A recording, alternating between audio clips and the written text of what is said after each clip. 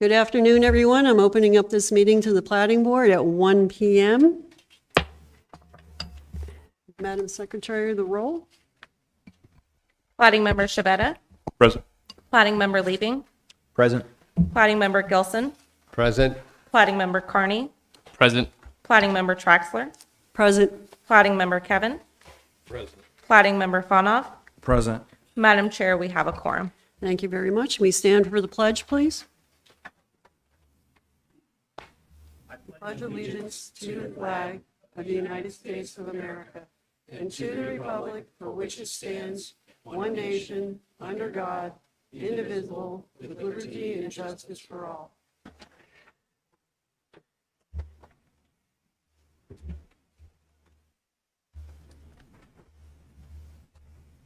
Can I get a motion to approve the minutes from July 2nd's meeting?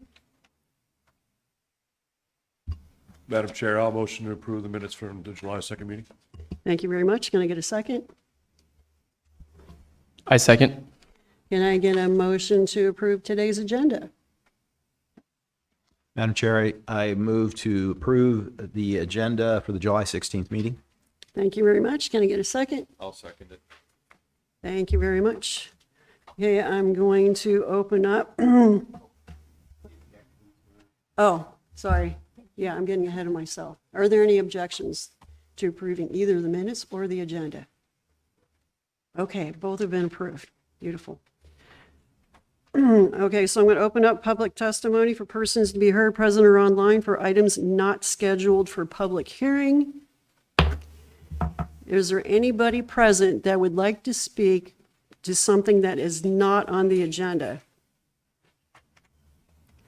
Anybody online? Okay, seeing none, I am closing public testimony. Okay. So we have Primrose Point Phase 4. The request is to relocate.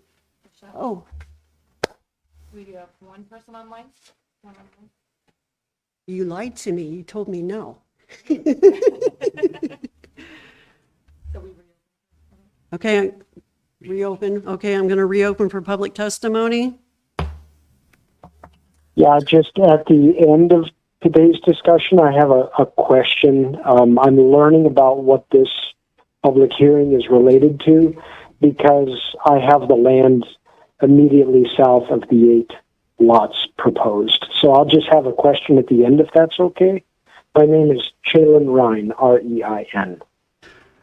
Thank you, sir. If you want to speak at the testimony for when that agenda item comes up, please press, I believe it's *3 on your phone, and you will be theoretically raise your hand, and we will be able to give you indication as when it's appropriate to speak. Okay, thank you. Thank you, sir. Okay, nobody else online? We're good? Okay, I'm closing public testimony. Okay, we are on Primrose Point Phase 4. The request is to relocate an internal road in the last phase of Primrose Point MSP, Tract D, Primrose Point Phase 1, to be known as Primrose Point Phase 4, pursuant to Title 43.15.049. The proposed change will require board approval. The property is located directly north of West Lone Cub Drive and south of West Ashbrook Drive within the southeast quarter, Section 4. Township 17 North, Range 01 West, Seward Meridian, Alaska, in the city of Wasilla and Assembly District Number 4. To the board, do you or any member of your immediate family have a substantial financial interest in any property affected by this decision, or will you recognize a foreseeable profit as a result of this decision? Seeing none, have you received or otherwise engaged in ex parte contact with the applicant, other parties interested in the application, or members of the public concerning the application or issues presented in this application, either before the application or during any period of time the matter is submitted for decision outside of the public process provided by the borough? Seeing none, are you able to be impartial in this decision? Seeing an affirmative, Madam Secretary, the mailing report, please. There was 176 public notices mailed June 23rd, 2026. Thank you very much. Staff report. Thank you, Chair. Chris Curlin, Platting staff. The proposed subdivision was approved with an internal cul-de-sac located further south. Pursuant to MSB 43-1545 G2D, proposed right-of-way easements may be moved up to 60 feet if approved by the platting officer. The proposed relocation is beyond 60 feet and will require board approval. A copy of the existing and proposed plans are at Exhibit D. A soils report was submitted pursuant to MSB 43-20281A by Stephen Pannoni, professional engineer. Notes that 3 test holes were excavated. No groundwater was encountered. Test hole location map and soils logs are included in the exhibit. The engineer states that each lot has 10,000 square feet of contiguous usable septic area and 10,000 square feet of usable building area. Comments. MSB pre-design and engineering. As previously stated on June 2nd, the portion of Lone Cub Drive fronting this subdivision is classified on the OSHIP as a minor collector. PD&E suggests Lot 20 take access from Ashbrook Drive, and Lot 16, 17, 18, and 19 share common accesses to Lone Cub Drive.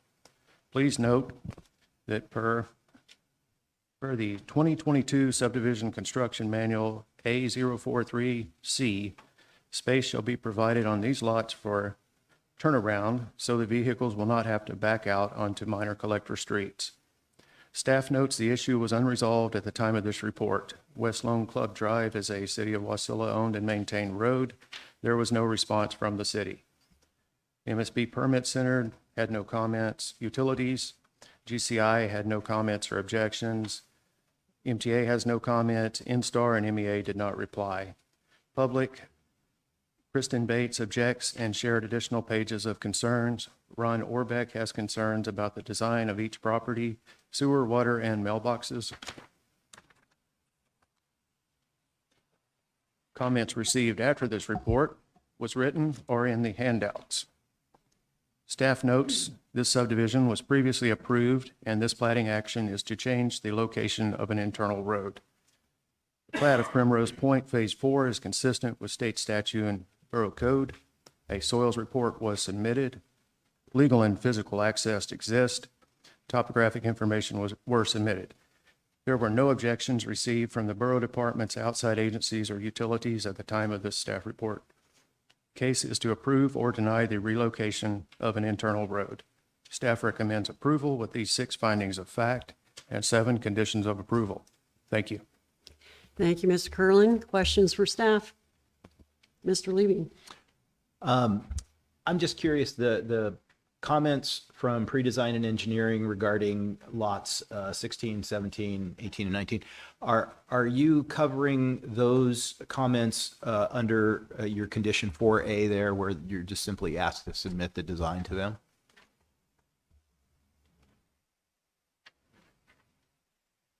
Sort of. It's something that needs to be decided here by the parties involved before we get to the point of the pre-construction meeting.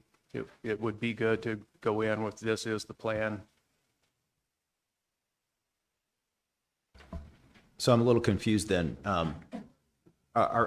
Is it a condition of approval, or are we not ready to approve without that design? Through the chair. It would not be supported by PD&E as it is without the shared access. They would proceed no further than the pre-construction meeting without doing that. So either you make them do it, or PD&E will at the pre-construction meeting, or nothing will ever happen. Any other questions? Thank you, Mr. Curling. Okay, I'm going to invite the petitioner or the petitioner's representative to come up and speak.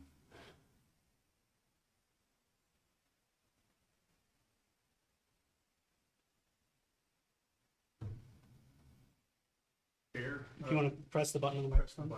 Thank you, sir. Good evening, good afternoon. My name is Steve Pannone, not Pannoni. That's all right, it's Italian. I am with Pannone Engineering. I'm the engineer that is working on developing the roads and the water system.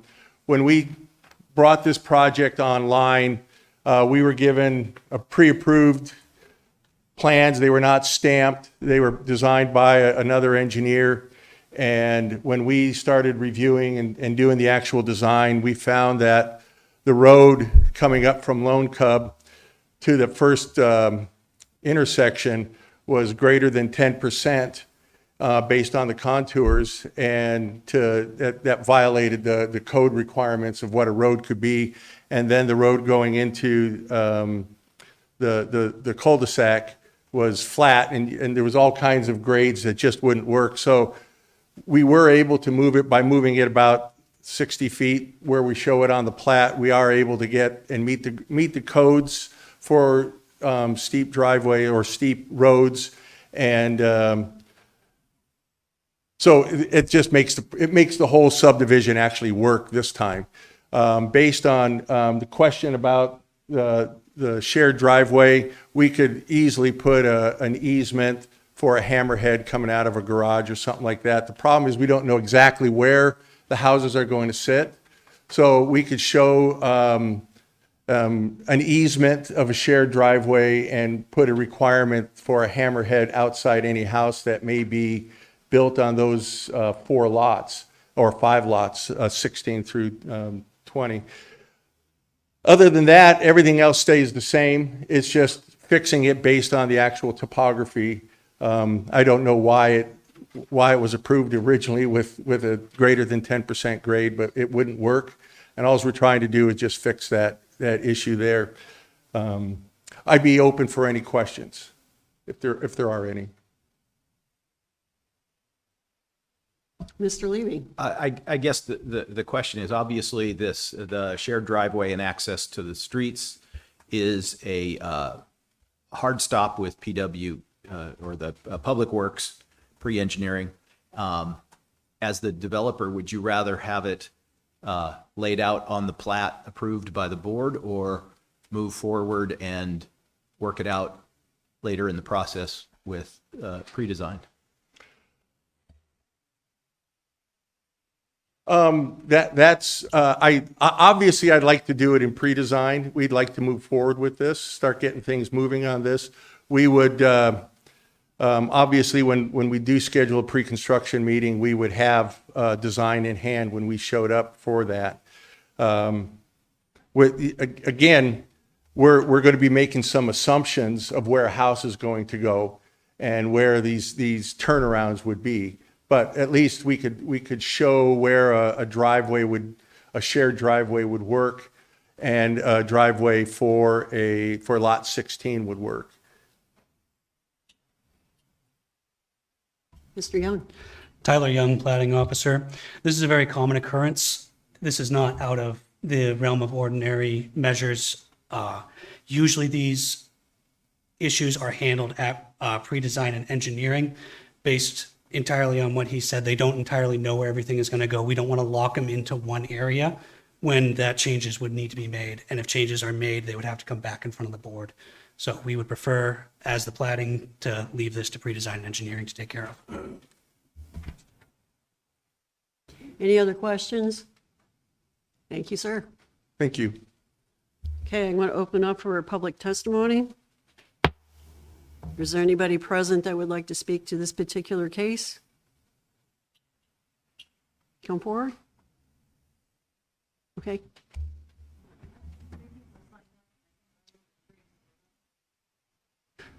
For public comment, we ask that you sign the book that is down in front of you with your name for the record, and state your name and spell your last name after turning on your microphone, and you will have 3 minutes to speak.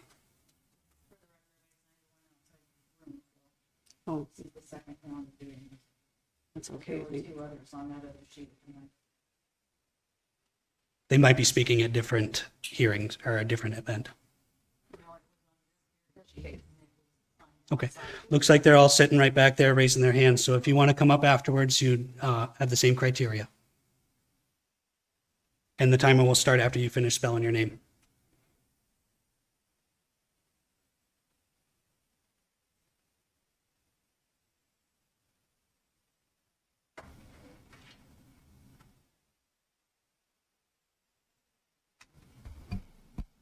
It's been a long time since I've been to a platting meeting, and it's been a long time since I've had to speak in a public facility, so bear with me. This is a little new.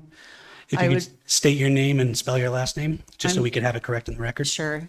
It's Diane, Dianne. Last name is Woodruff, Woodruff. And I do thank you for this opportunity to weigh in. Thank you. Your timer starts now. My house is also known as Lot 23, Block 4, Shadowwood Valley Edition Number 1, which is immediately adjacent to this particular subject property. I have been going to planning board hearings on this from off and on since 2005, when the original development of 195 lots on 65 acres was proposed. And at that time, it was a little distressing because we found that the planning board was asked to approve it with a lot of misinformation in the packet. Misinformation from the developer, from the plating technician at the time, from the city planner, et cetera. The result of that was that we ended up having to ask for reconsideration, which we got. The plating board then overturned their approval based on the facts that it did not meet city code. It certainly didn't meet West Borough Code even.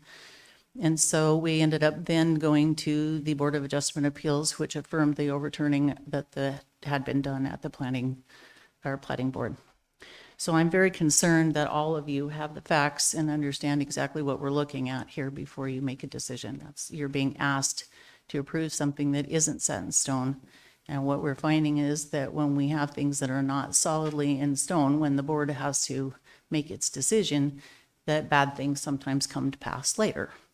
So I am not okay with them thinking that maybe they'll work out a solution for those 4 lots, which, as you will notice, if you look at Exhibit D, you've got 2 versions, the old one and the new one. And on the old one, it did not have any lots that had to access only through Lone Cub.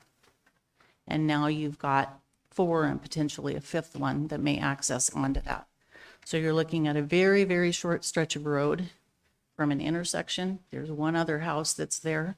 Then you're going to look at 3, maybe 4, even up to 5 driveways and a new road coming in for 22 new lots. And those new lots may or may not be duplexes.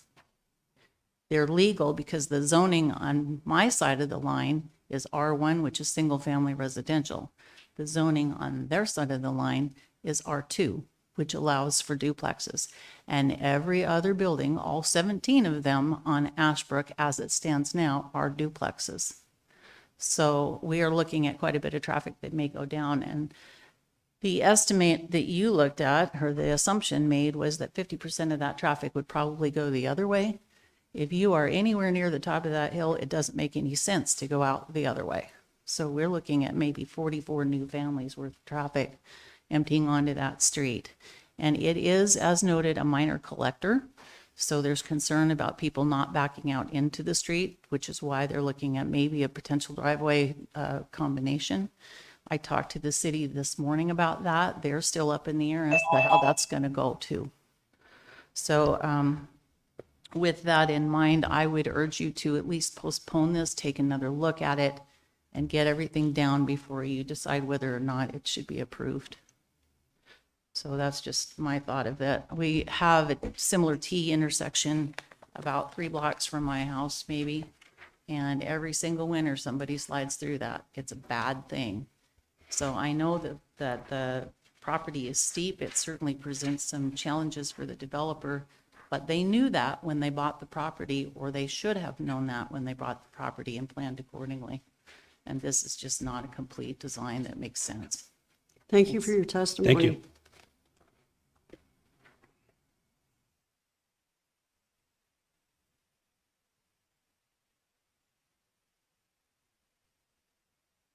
Hello, if you want to sign the book that's in front of you, Okay, I already signed out the other one, or do I do this one too? this one just to say that you had spoke at the podium.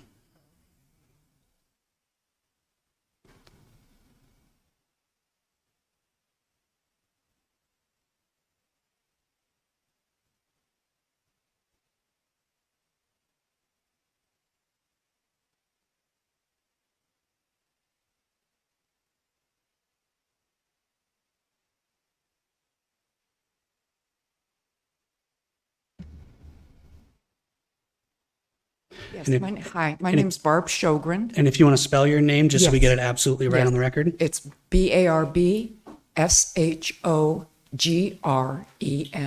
Great. And we'll start your 3-minute timer now. Thank you. Okay. Yes, and I live right behind where the new subdivision would be going in. And I've lived in that home probably close to 50 years. And when the first proposal came through, as the lady mentioned, like in 2005 or 2006, I was peripherally involved with the petition that went through, and we were able to have it looked at and postponed, and they ended up increasing the sizes of the lots, so we didn't have that intense population in such a limited area. And when I looked at the thing that came through, I thought we had just, I thought because we signed the petition and things had been changed back in the early 2000s, that they would not be looking at this congested development area. So I have concerns. I did read, I hadn't seen the engineer's report about the absorbency of the soil. So at first I was concerned that all those septics going in with all those people could really impact the the soil's ability to absorb, but apparently it's not a case. However, I am concerned about the infrastructure being able to support that number of people, especially if there's duplexes that go in. And just the whole congestion on that area, that's a lot to put in into that small area. Noise pollution with the lack of trees and all those buildings behind us. I'm just really concerned and would really appreciate if the lots could be enlarged so there wouldn't be that much congestion in such a small area. That's it. Thank you very much. Thank you Thank for your you. testimony.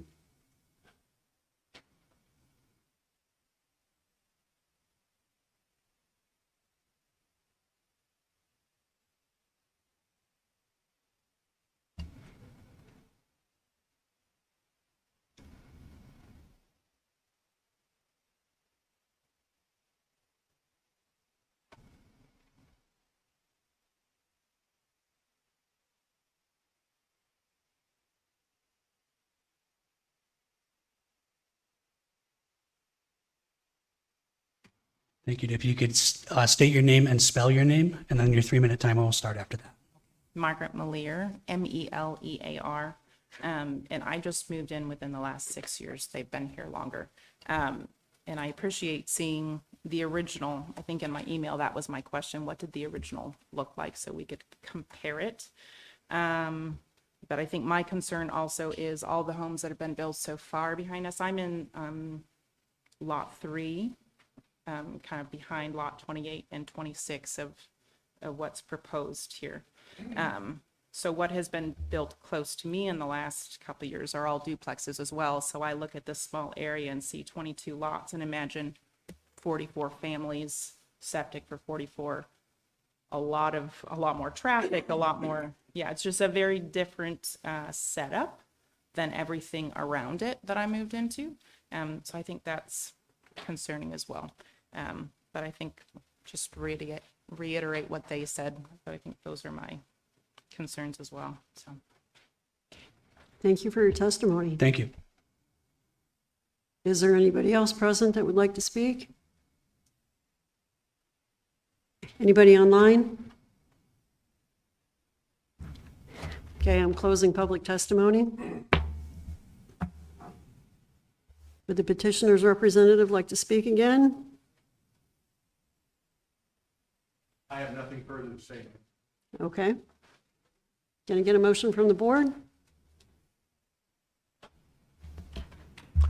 Madam Chair, I move to approve the preliminary plat of Primrose Point Phase 4, Section 4, Township 17 North, Range 01 West, Seward Meridian, Alaska, contingent upon staff recommendations 1 through 7.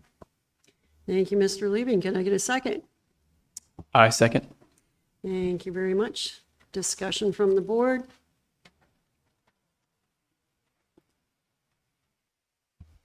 Quick question for staff, with the backing up, is there anything with the driveway permit process that could deal with these kind of issues in the future?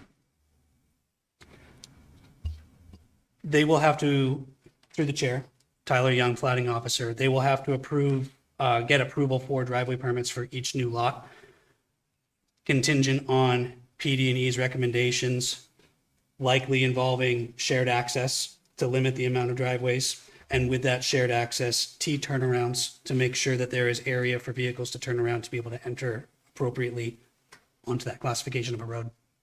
Perfect, thank you. Any other questions? Mr. Kevin?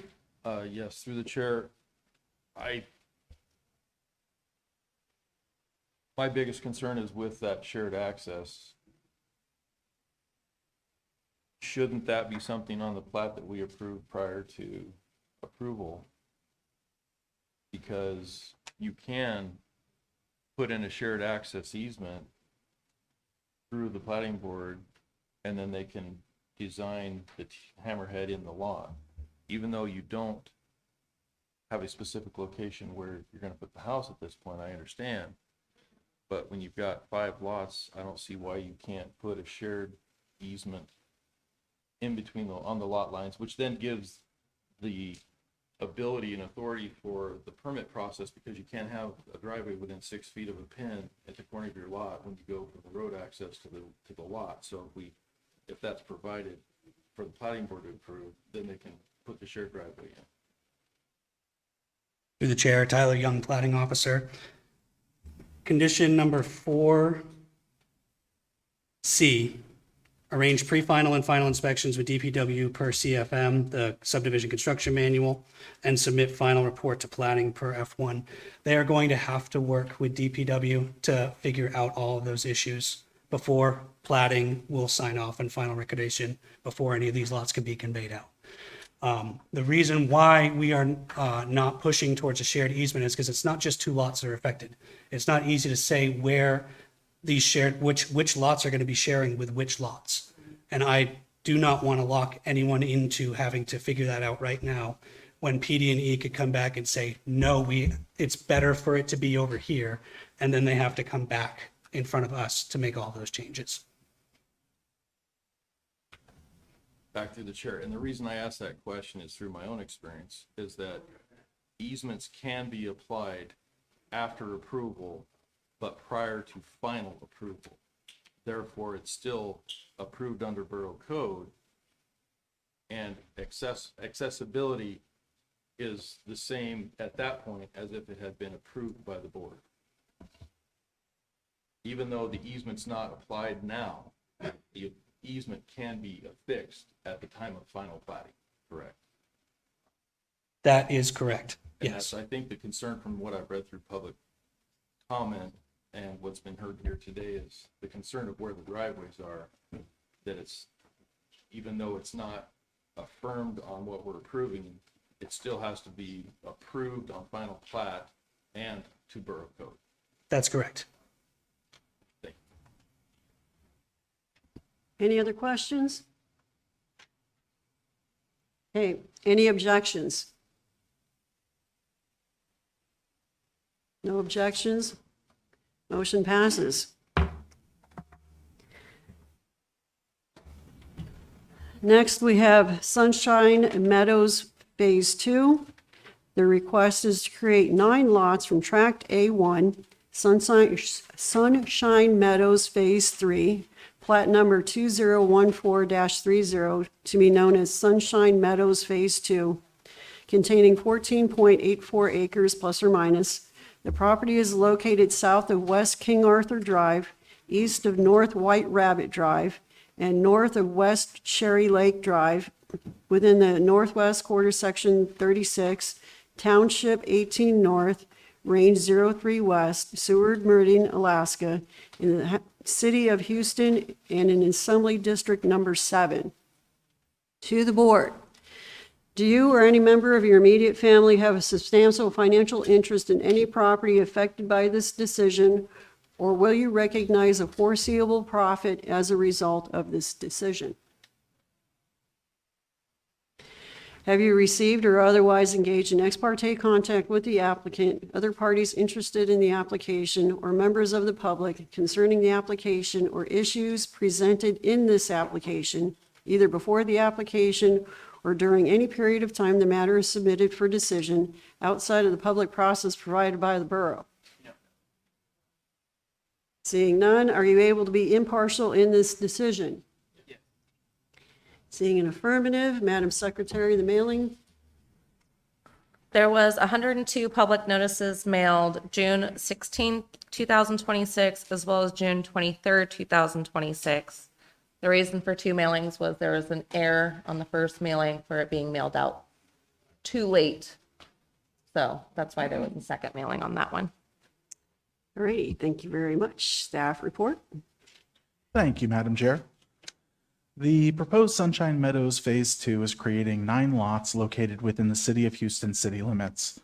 Access for all lots is from the proposed internal street. Access to the subdivision is from West King Arthur Drive and West Cherry Lake Drive.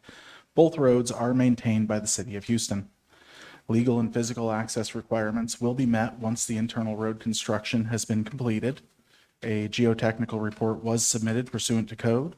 Per Mark Hansen, professional engineer, each of the proposed lots does have at least 10,000 square feet of usable building area and at least 10,000 square feet of contiguous usable septic area pursuant to code. Topographic mapping and a drainage plan were submitted and are on exhibit page 6. An average daily traffic calculation was submitted and is seen on the agenda plat. There were no objections received from any state or federal agencies, borough departments, or utilities, or the City of Houston. No comments were received from the public in response to the notice of public hearing. Staff recommends approval with 7 findings of fact and 8 recommendations of conditions of approval. Thank you, Matthew. Any questions for staff? Seeing none, I'm going to, is the petitioner's representative present and like to speak?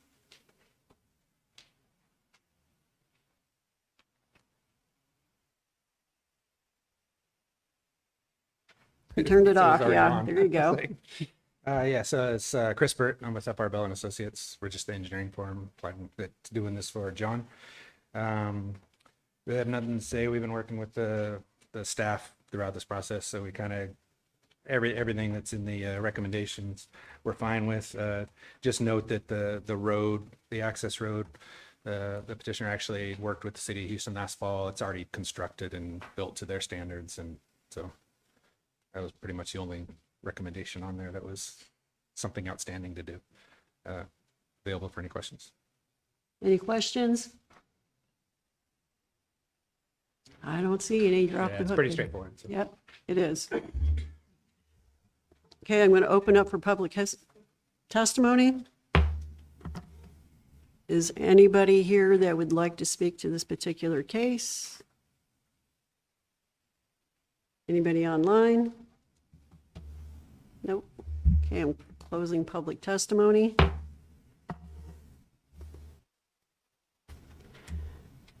Where'd he go? So he just came up here and spoke. I don't imagine he wants to come back up again. I asked twice. Did you want to say anything else? Okay, we're good. All righty. Can I get a motion from the board? Madam Chair, I move to approve the preliminary plat of Sunshine Meadows, Phase 2, Section 36, Township 18 North, Range 03 West, Seward Meridian, Alaska, contingent upon staff recommendations 1 through 8. Thank you, Mr. Levin. Can I get a second? I'll second it. Thank you, Mr. Kevin. Discussion from the board. No discussion. Are there any objections? Seeing no objection, motion passes.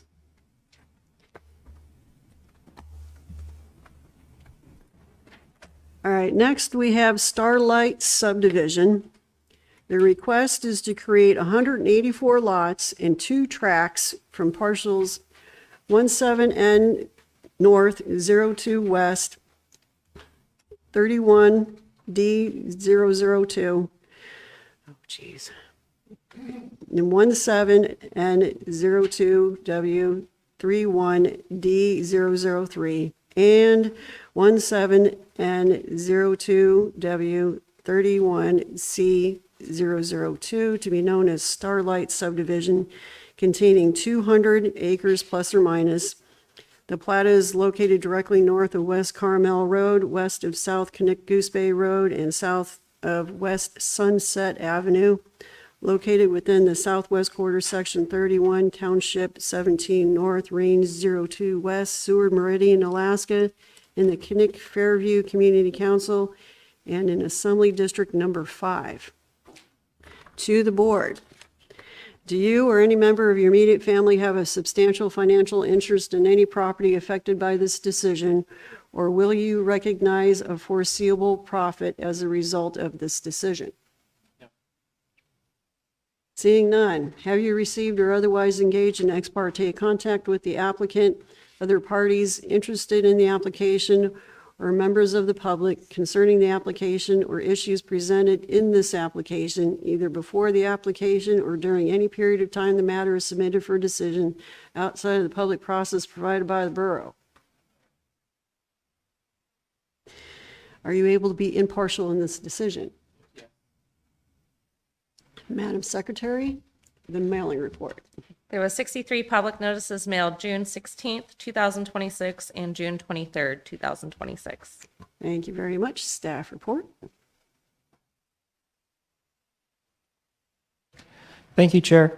Cayman Reynolds, Platting staff. Initially, the petitioner would also like to request a total of 10-year approval extension for the fact that there are 13 phases. Due to this also being quite a large subdivision, they wanted to present the entire thing at once and to also account for potential changes in economic conditions. As for the soils report, 41 test holes were dug, with water being found in 4. These are noted as seeps or moist conditions varying from depth of 8.5 to 15 feet. Groundwater will be a limiting factor for lower areas of some lots. However, each appears to have adequate usable area. Total elevation change across the entire area is 94 feet. Majority of the area is composed of gentle ridges and valleys with some steep slopes exceeding 25%. Each lot will still contain 10,000 square feet of usable septic and building area. The development will have a community water system. Note that the USA's comment is in the handouts. There are 5 handouts for this case. See the 5th for an updated recommendations of conditions of approval. The conditions of approval were further amended to please see the supplemental handout. There are no objections or concerns received from borough departments, outside agencies, or public at the time of the staff report. 3 handouts contain objections by the public. All 3 note potential issues with traffic due to Carmel Road being a rural road. 1 notes USPS does not deliver down the road. 1 notes that Starlight Subdivision will interfere with their planned private airstrip and concerns about trespassing on their existing dirt bike track and potential stormwater and drainage issues. At the time of the staff report write-up, there are no responses to requests for comments from Alaska Department of Fish and Game, United States Army Corps of Engineers, MSP Emergency Services, Planning Division, or Development Services, OnStar, or MTA. Staff recommends approval of the master plan and Starlight Subdivision with the 7 findings of fact and 10 conditions of approval as presented in the supplemental handout. Thank you, Cayman. Would the petitioner's representative like to speak? Can I speak? Oh, yeah, go ahead, sorry. Apologies, Tyler Young, Platting Officer. Just to reiterate what Cayman said to the board, the handout I apologize for the number of handouts. That is my fault. The appropriate handout to be referring to is the one that has the sticker on the bottom that says supplemental handout Starlight Subdivision. That is the final version of the handouts. Thank you, Mr. Young. Gary?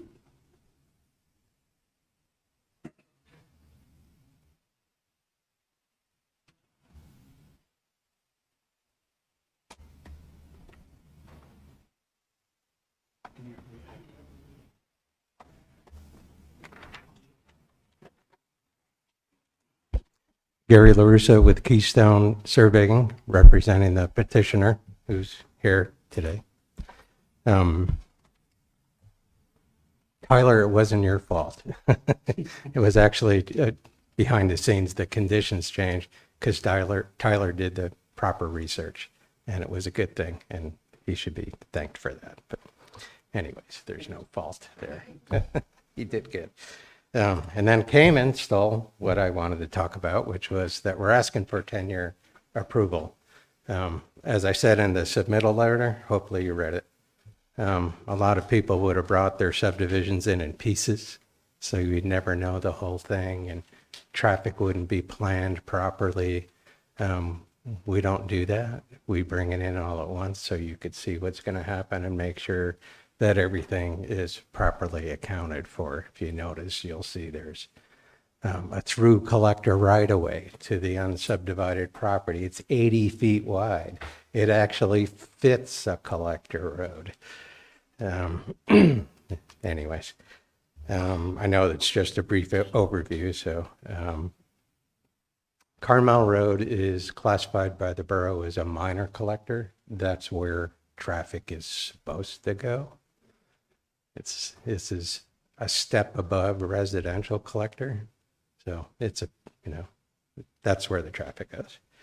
I'll save the rest for afterwards and see if there's questions later. Unless you want to ask them now, but usually wait. We can wait. Okay, thanks. Thank you, Gary. Okay, I'm going to open for public testimony. Are there persons present that would like to speak to this case? Come forward.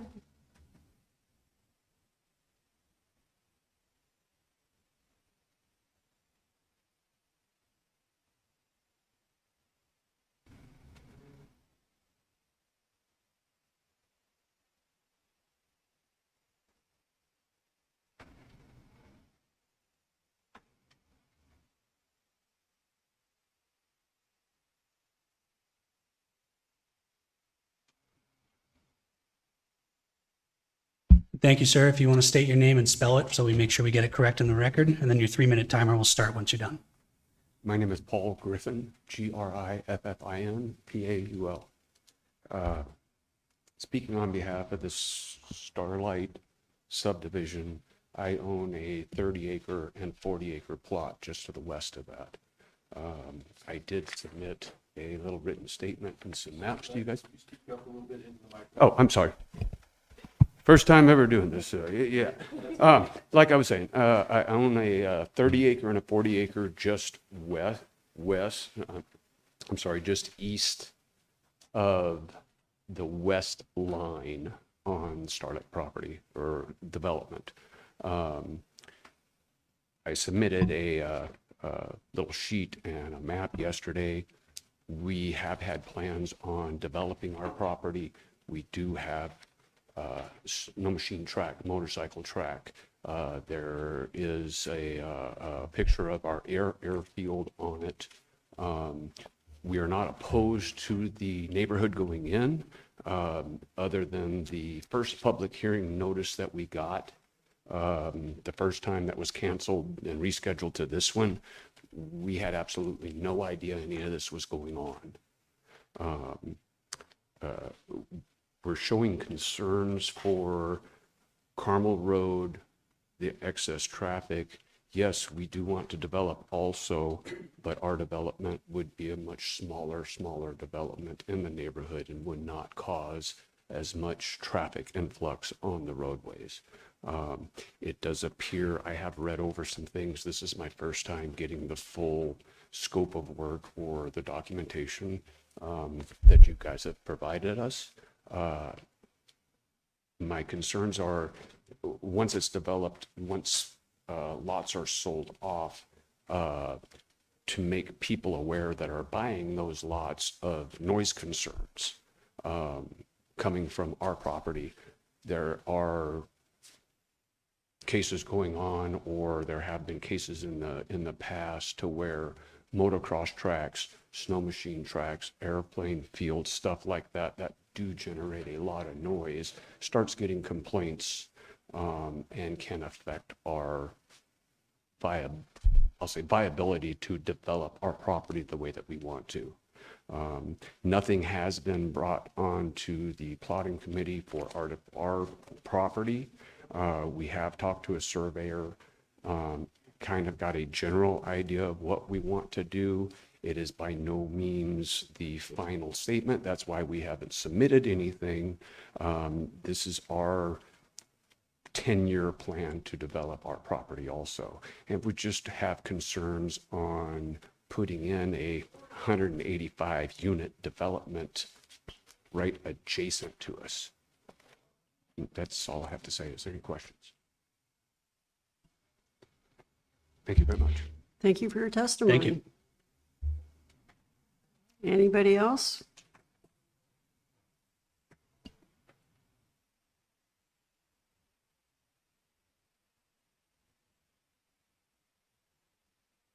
Did I fill this in? Yes, Yes, sir. sir. If you could fill out that form.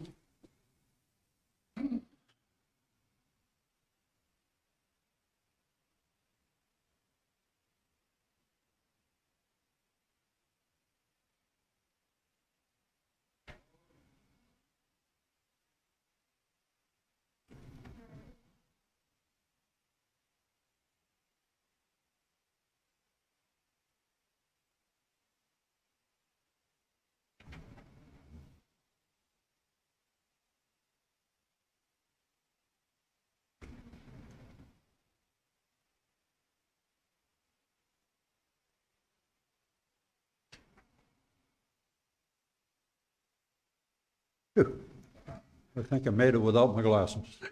Thank you, sir. And if you could state your name and spell your name so that we get it correct in the record, and then My your, name is James Link, and it's Link. great, and your 3-minute timer starts now, sir.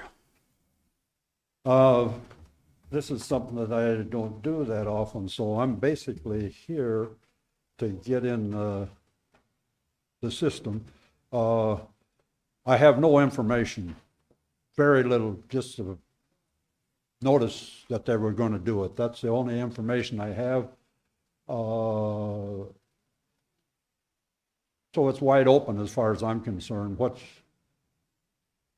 If they turned around and said it's approved the way it is, then I've got to look at what says on that piece of paper that the borough sent me, that how they was going to make the lots and so forth. In other words, see what I'm getting at? I got to get more information, what's going on, one way or the other. I just happen to, I have 80 acres on the east side of this subdivision. So I'm a little concerned that one of the things I am wondering about is just the little pond that's on this property. I don't know what their water system, what their sewer system, whatever. This is a surface water lake. There may be a little water trickle into it, but no big deal. Houses all the way around it with sewer systems. Is the little pond going to turn into a big green garden, or does anybody else have to pay any attention to it after it's over with? Or I don't know any regulations, no information as to the developers for their subdivision. Do they say size houses, this, size lots? I don't have anything. That's why I'm here, just to see the best way that I can get more information on this. Mr. Young. Tyler Young, Platting Officer. I'm stopping the timer. Yes, sir. We are following public procedure as set forth by the Assembly in terms of notification. I'm glad that the notification reached you. Thank you for coming out and giving your public testimony. As it's shown on here, all of the lots meet all of the Matsu Borough Code per the Platting Department. We have reviewed this very thoroughly, and we've worked with both the petitioner, the surveyor, and the engineer to make sure that everything is going to be done correctly. The minimum lot size on this, since it's a community community water, is 20,000 square feet, about half an acre. There will be no lots smaller than that. I don't believe that you have a utility lot or anything like that that is less than 20,000 square feet. No, so all lots will be 20,000 square feet minimum. There is a condition of approval and notification both on the plans and in the approval process in terms of the state of Alaska having jurisdiction over all septic systems. Everything will need to be installed and appropriately permitted through the state of Alaska system for all new septic systems going into every single lot. In terms of house design, that is beyond what the plating board represents. These will all be private properties and they can do with it as they see fit within the reasons of code. So is there any other questions that you might have that I can answer? As far as the builder that wants to develop this, Yes. do they have anything that they're going to file or anything as to the conditions that they want within their subdivision that they can control? Do's and don'ts and so forth. I believe you're referring to covenant through the chair. I believe you're referring to covenants and restrictions. They will have the ability to do that. That is not anything that the plating board or the plating department oversees. So then I would have to contact them through them some way as to their regulations. If they on that type, in other words, if they've got some specialty that they want in there, that it can't happen in that subdivision or not, I'll have to go to them to find that kind of stuff out. Correct. Yes. Okay. Okay, well, that's, I know more now about it than I did before, but, so there's more coming. That's what I'm interested in.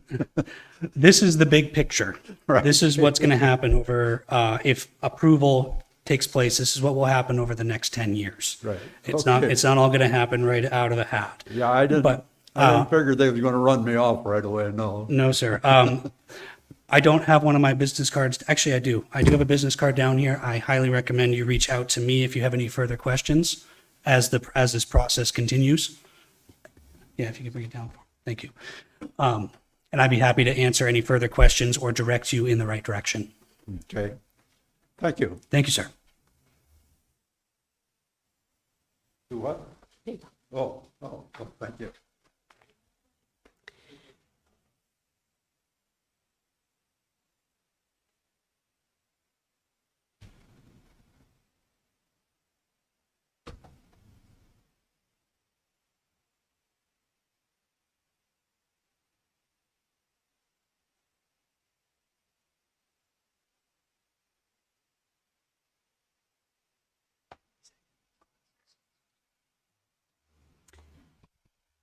Good afternoon. My name is Jessica Lowe, Lowe. Great. And I'll start your 3-minute timer now. Thank you. Okay. Also a first-timer speaker, so bear with me. I live off of Carmel Road myself with my family, and we have been working to build out a pocket and long plans for our 15-acre parcel that we have out there. The notification that just came in the mail a couple weeks ago was the first information we had about this subdivision, which will very much so impact this neighborhood. There are homestead families in here, large parcels for lots of multi-generation people. It's very spread out, quiet, the way we like it. Putting in a large development, and I get it, things are growing, we need to expand. I work in real estate, so I totally understand that, it's inevitable, but putting in 184 houses, if they're single family residential, I don't even know, as the gentleman before said, there was not a whole lot of information that came out in the notification in the mail. But the amount of traffic, as I said, I'm directly off Carmel. We already lost part of our property when they paved the road and took some of our privacy away now. If that road has this much more traffic on it, my concern is, are they going to widen the road? If they widen any further, you're taking away my driveway and privacy the little bit of privacy we have left on our property. The infrastructure, the wear and tear on the roads, the demand on the school, mail system, as I saw in one of the petitions in the mail, you know, there's no room for the mailboxes. Are they going to have a community mailbox in their subdivision? The well and the septic issues and demands there, the impact on the wildlife with the marshes and the ponds that are in the area, all of these things, it seems like there's a bit of a, well, I won't say that, but half acre lots. It seems like they're really trying to cram it all in and get as much as they can for the area. People move to the valley because they want space. They don't want to be on postage sized land parcels right next to their neighbor. They want the space. They want the freedom to do what they're wanting to do. What are the CC&Rs going to be like for this neighborhood? Are they going to be having dogs and noise issues? Are there going to be restrictions? What kind of clientele are they going to be bringing into our neighborhood? And what kind of crime or issues could be coming with that if it is multifamily or other things? So I think that there's a lot of information here that has not been revealed to us or shared with us yet. I know there was numerous neighbors I spoke to that had big concerns with this. They couldn't be here, unfortunately, today. Some neighbors we spoke to didn't even know anything about it until we showed them the letter we got, and yet it should impact them equally as much as us, and they weren't even informed. So I think this is something that really needs to be reevaluated and make sure that it's not going to have a negative impact on the residents that are already there, on our well flow and water quality, soil absorptions, runoff, all the demands. Thank you. Thank you for your testimony. Come forward.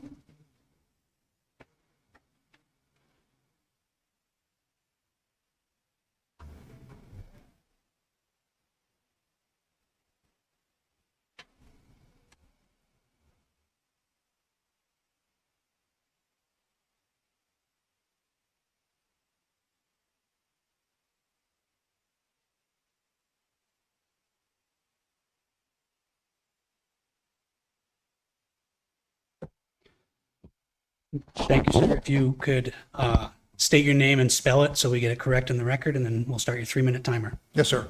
My name is Steve Piskoski, last name spelled P-E-S-K-O-S-K-Y. Good afternoon.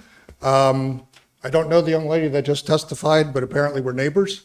I live at 9958 West Carmel Road. I moved there 4 years ago seeking a rural lifestyle and found it. We live in a community that's very quiet. The moose roam freely. We have often sightings. It's a great quality of life. As mentioned, the notice for this development kind of lagged. We're just catching up to those notices now.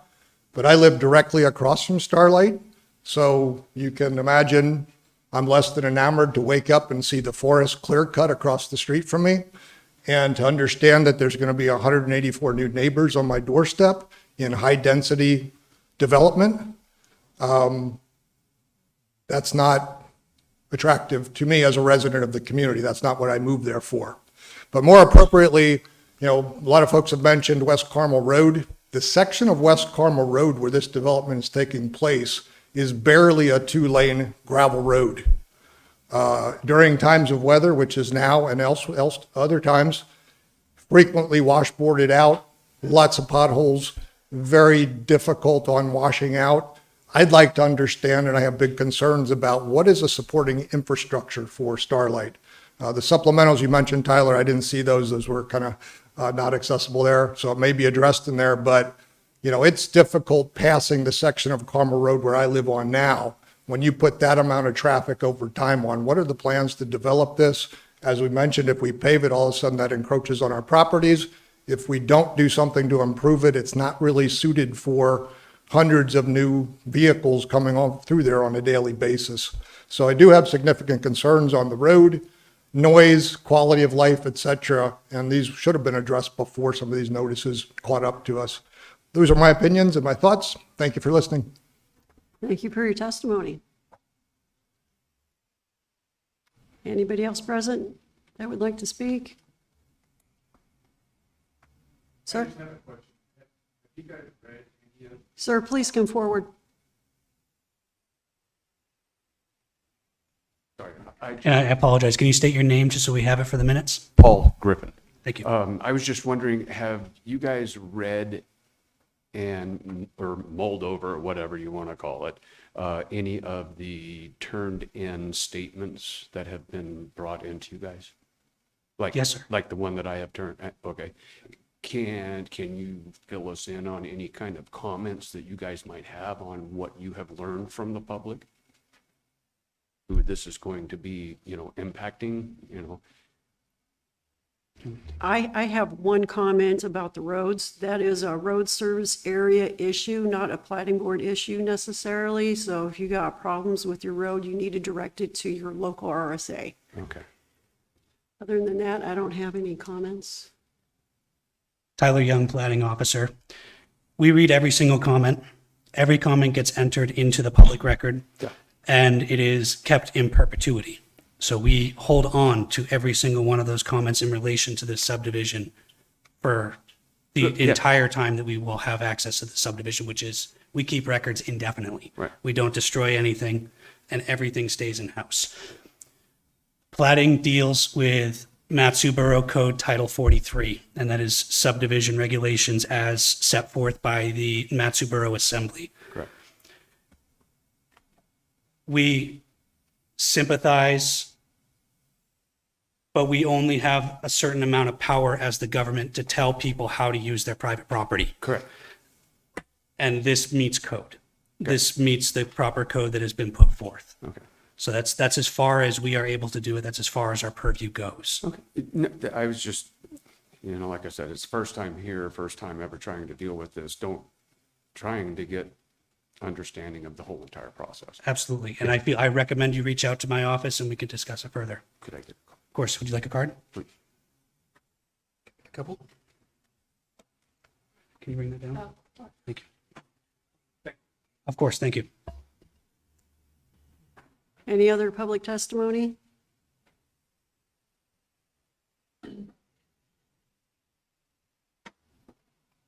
Sorry, Jessica Lowe, LOWE for the record. Just a question, comment. So you mentioned that platting doesn't have anything to do with the roads and to talk to RSAA. It seems like there's a disconnect, though. If you guys are approving things and there's not communication going on with RSA, you guys are openly approving things that create other problems that can't be resolved because it's not being communicated directly. Is that correct in my understanding? Not exactly. Tyler, go ahead. Tyler Young, Platting Officer. We reach out to all the RSAs when this application came forth. We disperse it far and wide throughout the borough to many within the borough and outside of the borough. Cayman, I'm hoping you can answer whether or not, if you could go back through your packet and answer whether the RSA responded to our request for comments.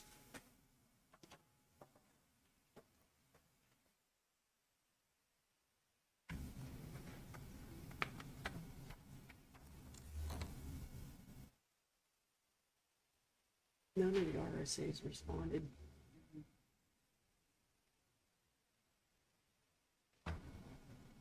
The RSA did not respond for requests for comment.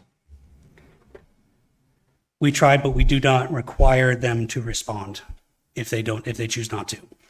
Now, this subdivision does meet our standards in terms that are set by pre-design and engineering, another division of the borough, and it meets code.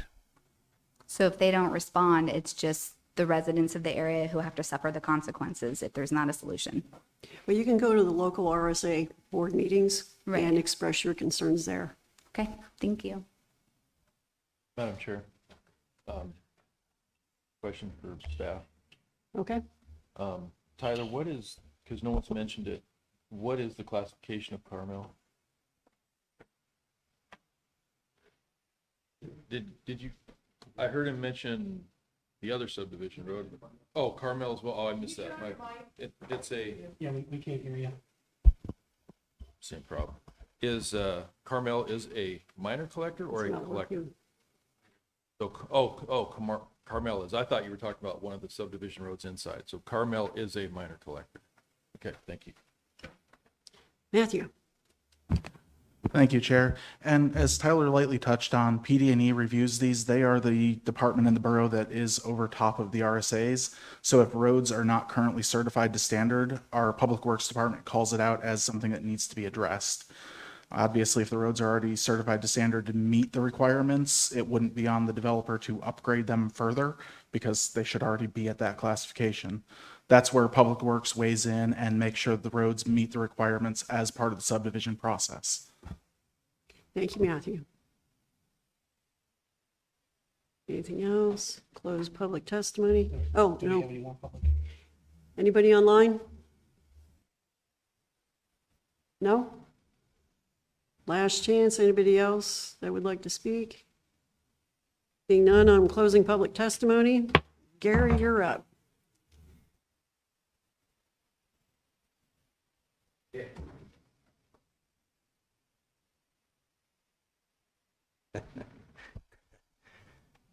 Gary LaRusso again, Kurt Holler, and then Jess Hall is here. If you have questions for him. I do.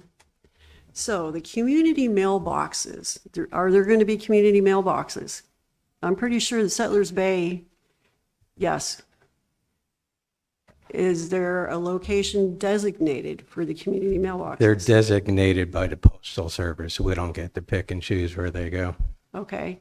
Is there a dedicated lot for the community, for the homeowners that would be dedicated to the HOA for the subdivision, for park, community gathering, that sort of thing? There is not.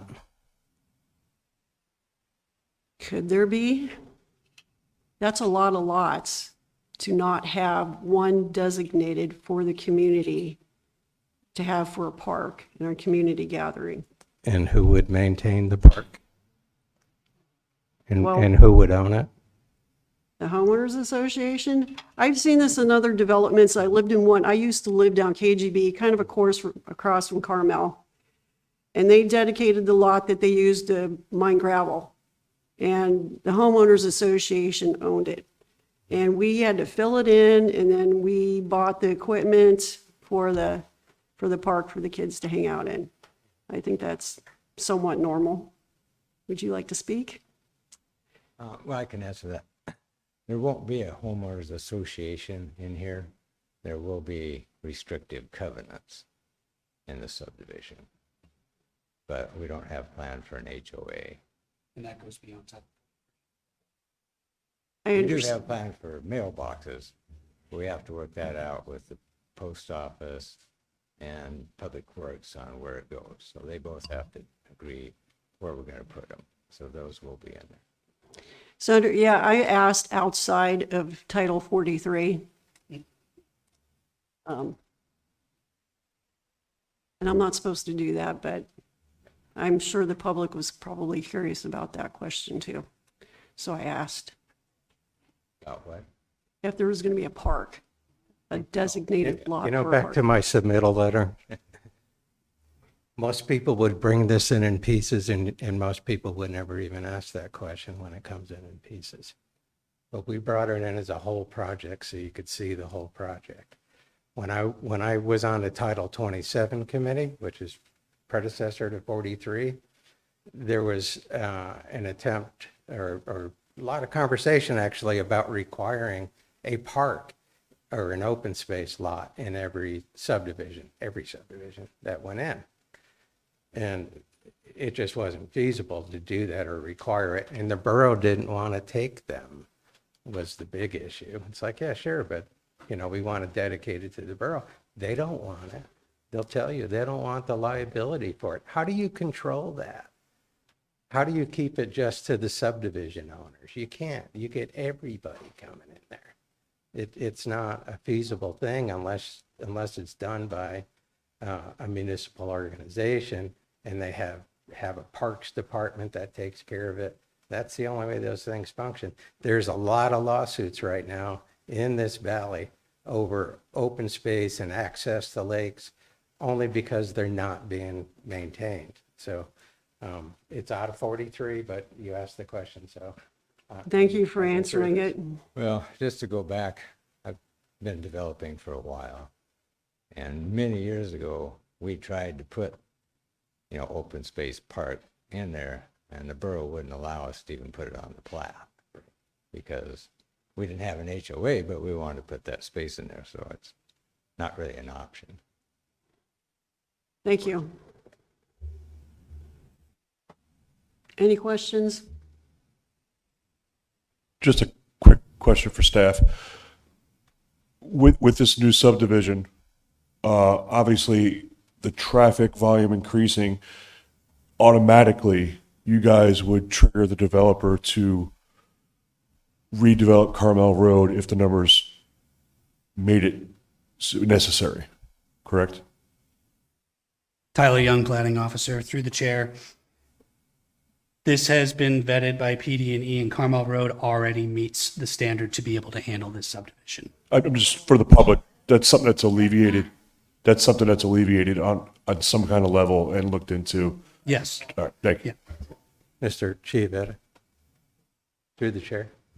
We had 2 meetings with Public Works before this, and we went through all the issues. You see, they have no comment, other than a typo. Thank you. It's classified as a minor collector.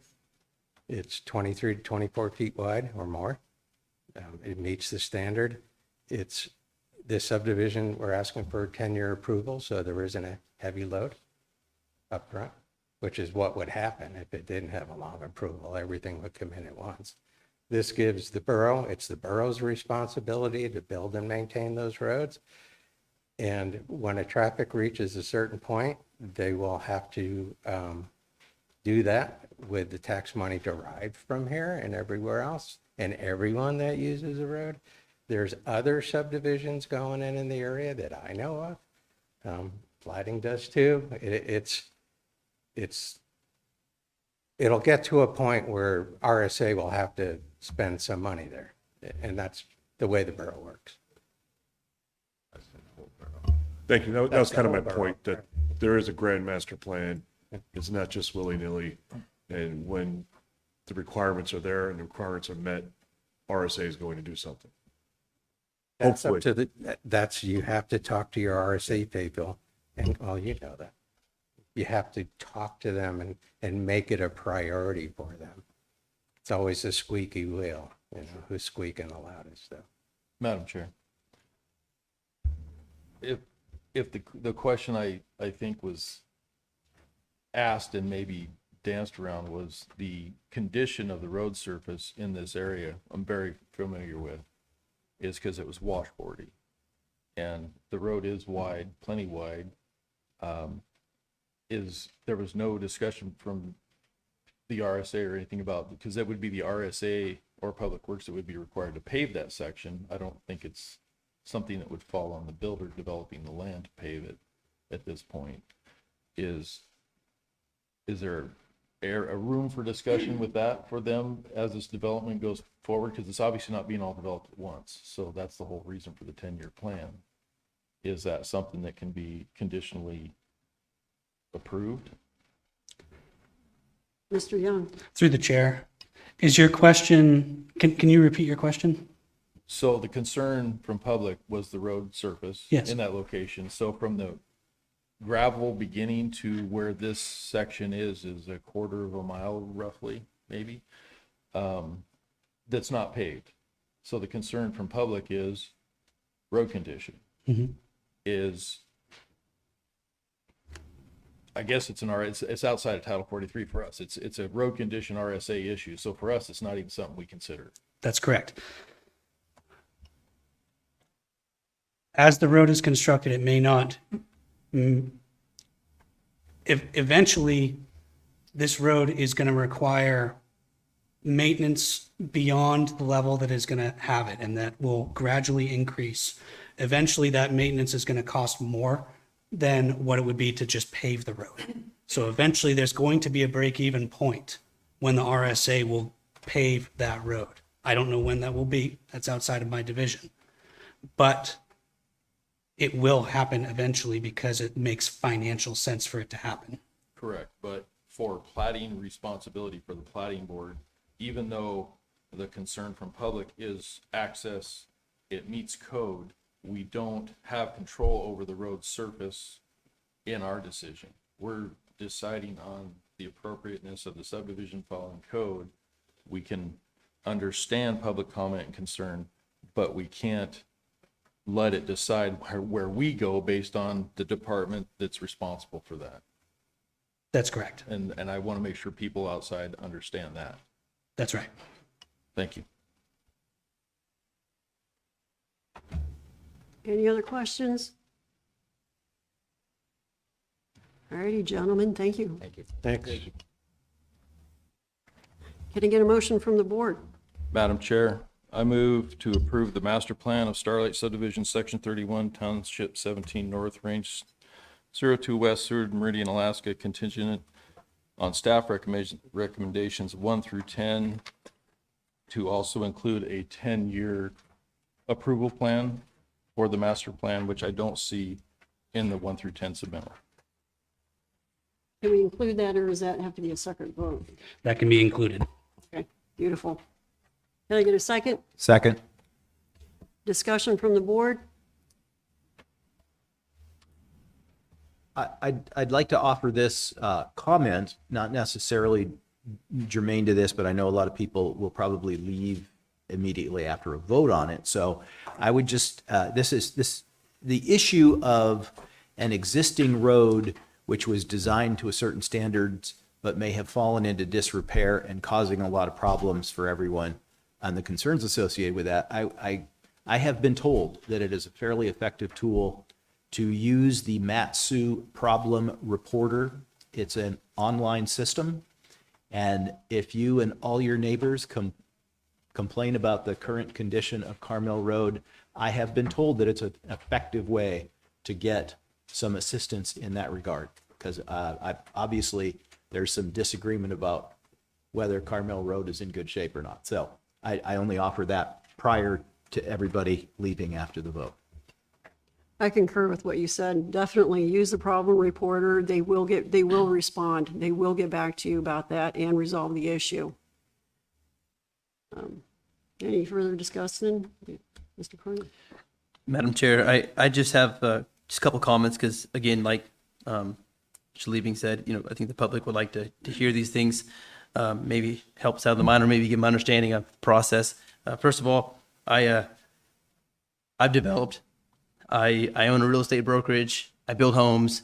I've sat in your seat. I've sat in the developer seat, and now I'm sitting in this seat. And in our job is strictly to make sure that the application, the proposals meet the SCM, right? We don't control covenants, code restrictions, whether they're going to be there or not, HOAs, whether they're going to be there or not. Public concern is heard. We read the notes. We're up here reading them even as people come up here. And I just want people to know that, the public know that we do hear it, but we make a judgment based off of, does it meet the contractor manual, the construction manual? And something like this, though it's huge, we look at it and it does. And we can't allow our feelings and our personal opinions really to be the judge. So we hear you. For sure. But at the end of the day, it meets all the requirements. And that's what we have to make the decision on. That's all I have to say. Thank you. Any other comments? Any objections? Seeing none, the motion passes. All right, to the board, do you want to take a break now, or do you want to go through another case? One more. One more? Well, they're kind of hooked together, though. I guess it doesn't matter. It's the Shadow Mountain ones. Well, Let's get through one more. We can always pick it up for the next one. Okay. Is my recommendation. All righty, we'll go with that. Okay, so next we have Shadow Mountain Circle. The request is to grant a public use easement over a portion of government lot 11 and tax parcel D6. The proposed public use easement is to allow proper alignment of an access road to be constructed as part of the proposed Shadow Mountain Estates subdivision. The property is located north of Knik River, south and west of Bodenberg Creek, and directly east of South Old Glen Highway within the southeast quarter, section 35, township 17 north, range 02 east, Seward Meridian, Alaska, in the Butte Community Council and an Assembly District Number 1. To the board. Do you or any member of your immediate family have a substantial financial interest in any property affected by this decision, or will you recognize a foreseeable profit as a result of this decision? Seeing none, have you received or otherwise engaged in ex parte contact with the applicant, other parties interested in the application, or members of the public concerning the application or issues presented in this application, either before the application or during any period of time the matter is submitted for decision outside of the public process provided by the borough? Seeing none, are you able to be impartial in this decision? Seeing an affirmative, Madam Secretary, the mailing report, please. There was 29 public notices mailed June 16th, 2026, as well as June 23rd, 2026. Thank you very much. Staff report. Thank you, Madam Chair. Matthew Goddard, Platting Technician. The proposed Shadow Mountain Circle public use easement is being put forward in conjunction with the proposed Shadow Mountain Estates, which is scheduled to be heard next in line. If approved, the proposed easement will allow for proper road alignment of Shadow Mountain Circle's access onto the South Old Glen Highway. A public use easement application with supporting exhibit drawing was submitted by the petitioner, and this is seen at exhibit pages 5 and 6. Preliminary plan and profile was submitted showing the proposed road design of Shadow Mountain Circle. The Alaska Department of Transportation and Public Facilities submitted the following comments. DOT concurs with the proposed action to create the public use easement. All access to government lot 11 will be through the public use easement. No further access to the Old Glen Highway will be permitted for this lot. A plat note is required stating that no direct access to the Old Glen Highway for government lot 11 or something similar is required.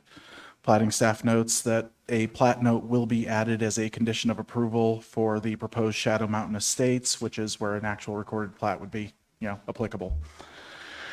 There were no objections received from any borough departments and no objections received from any utilities. There was, that's actually for Shadow Mountain Estates. That's the next one. My apologies. At that point, staff recommends approval of Shadow Mountain Circle public use easement with 6 findings of fact and 4 recommendations of conditions of approval. Thank you, Matthew. Any questions for staff? Seeing none, I'm going to open, would the petitioner's representative like to speak? Okay, don't see them. I'm going to open for a public hearing. Anybody present that would like to speak? Anybody online? Okay, I'm closing public testimony. Is the petitioner or petitioner's representative present? All righty. I need a motion from the board. Madam Chair, I move to approve the preliminary Shadow Mountain Circle public use easement, Section 35, Township 17 North, Range 02 East, Seward Meridian, Alaska, contingent upon staff recommendations 1 through 4. Thank you, Mr. Liebing. Can I get a second? I'll second it. Thank you, Mr. Kevin. Discussion from the board.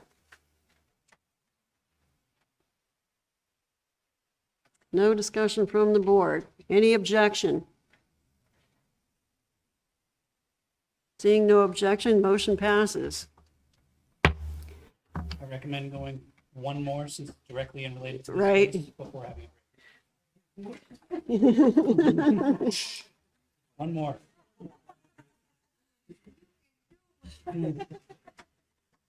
All righty. So we have Shadow Mountain Estates. The request is to create 6 lots from tract B1, Dow Homestead, plat number 2000-122 to be known as Shadow Mountain Estates, containing 8.76 acres plus or minus. Access for all lots is from a proposed street on the northern boundary of the property.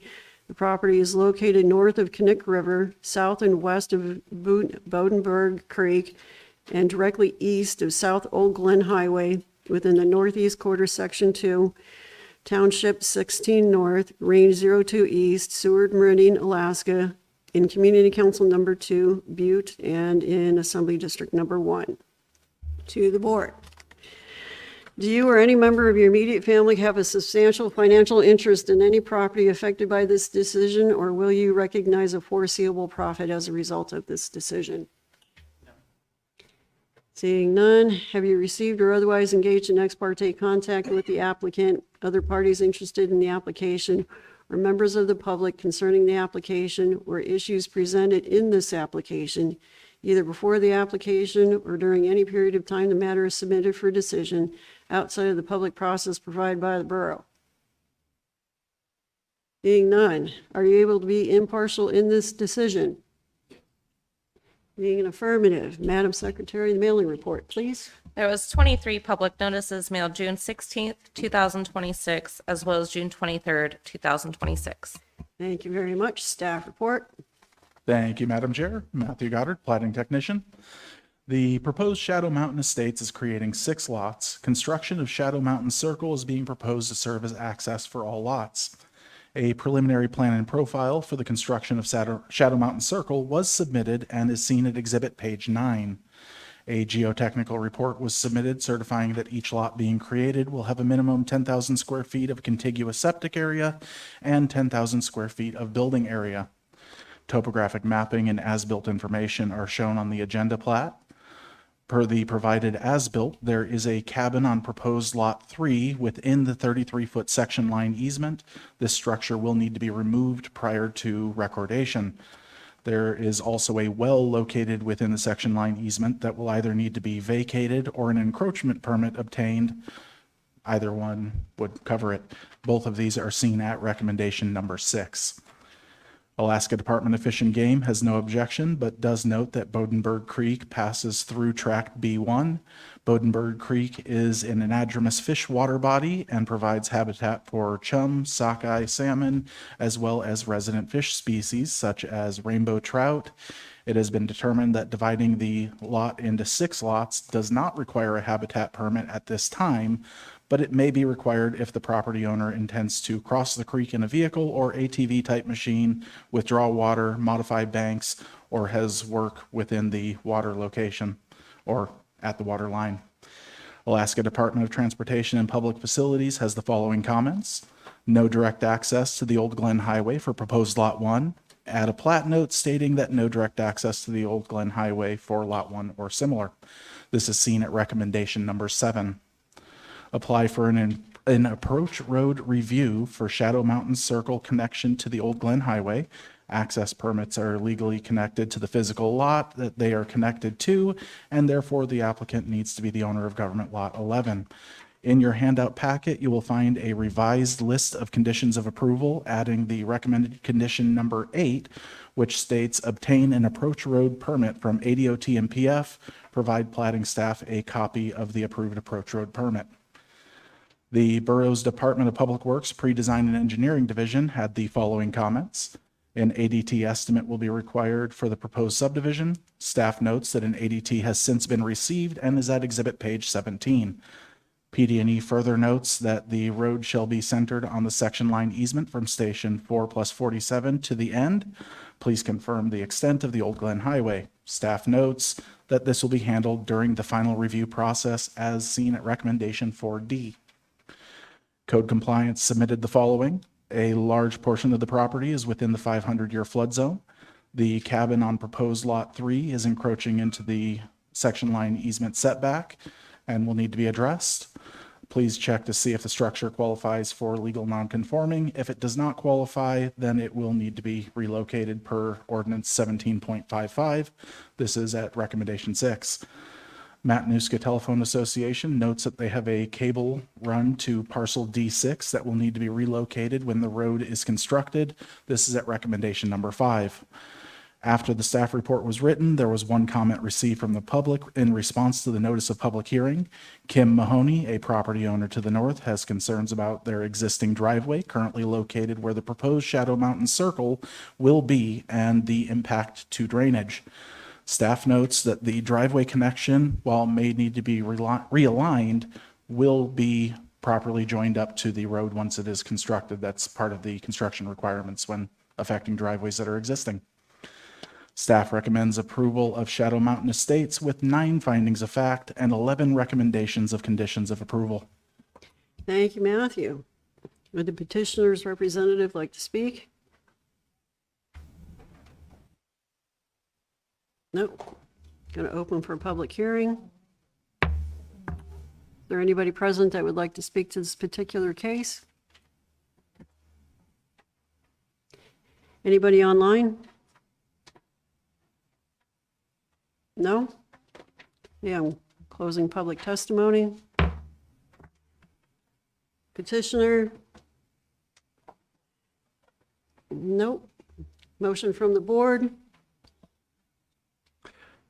Madam Chair, I move to approve the preliminary plat of Shadow Mountain Estates, Section 02, Township 16 North, Range 02 East, Seward Meridian, Alaska, contingent upon staff recommendations 1 through 11 as shown in our handout number 2.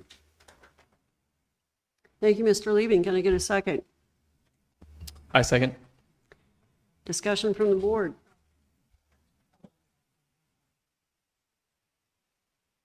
No discussion? Any objection? No objection? Motion passes. How much time do we need, guys? 15 minutes? Just one more. No. 10 to 15? All right, well, we can call it back to order sooner than that. Okay, so come back at 10:46, or 10, not 2. 2:46, I'm sorry. 2:46 recess.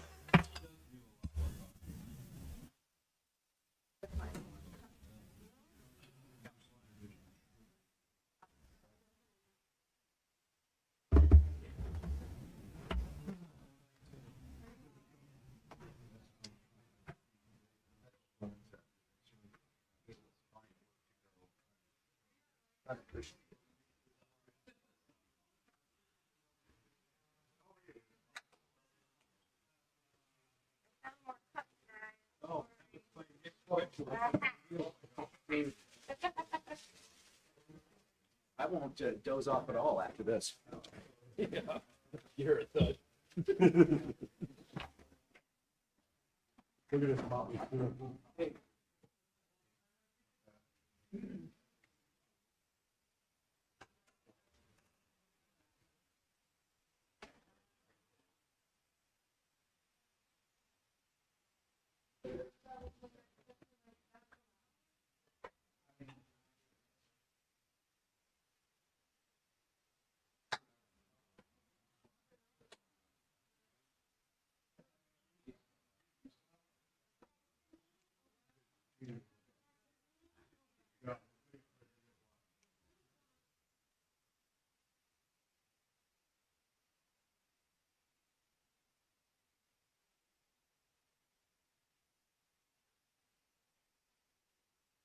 Reggie, second, the first one. Yes.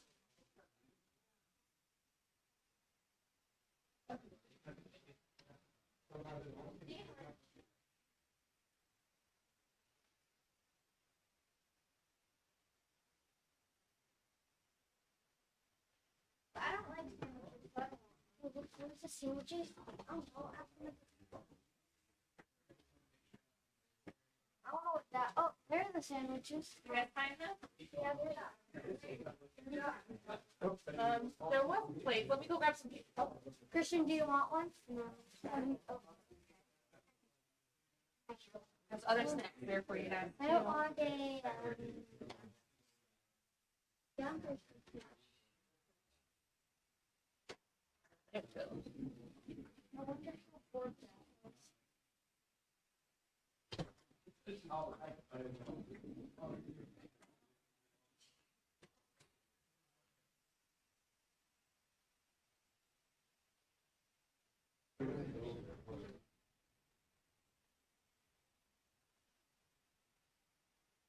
How long do you think this meeting will be? It seems like we're about halfway there.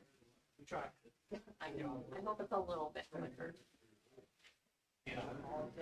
Lord. Can't always get it right.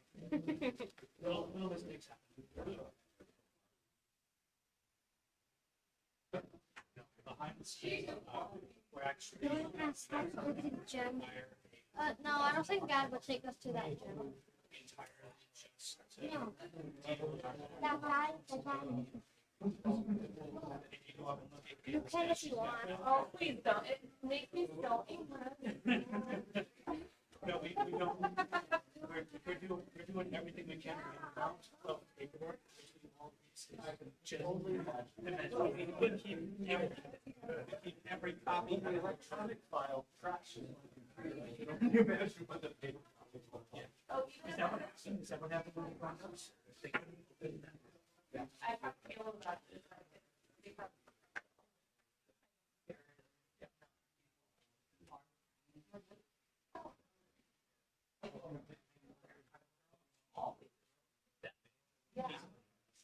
Yeah, I tried to really celebrate today I gave up my home computer to open up.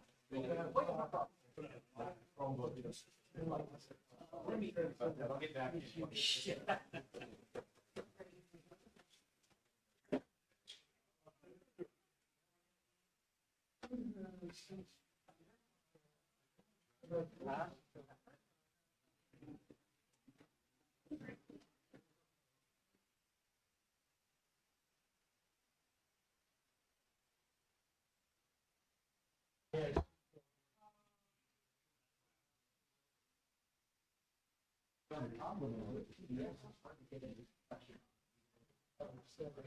We do have the ability to compress.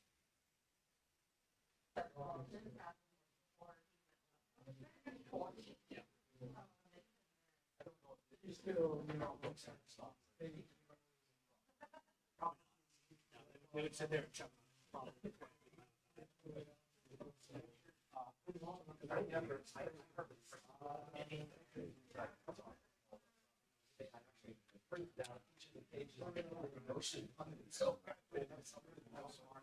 And if that ever happens again, let us know.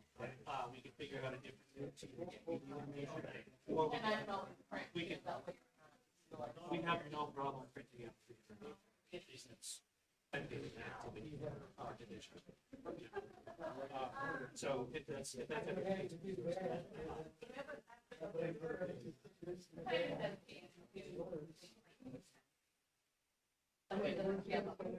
Yeah, it can spit out.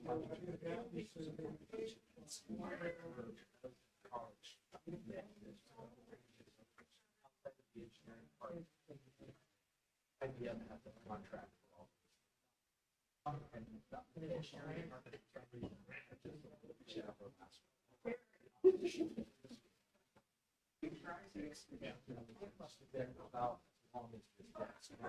That's how big ours is.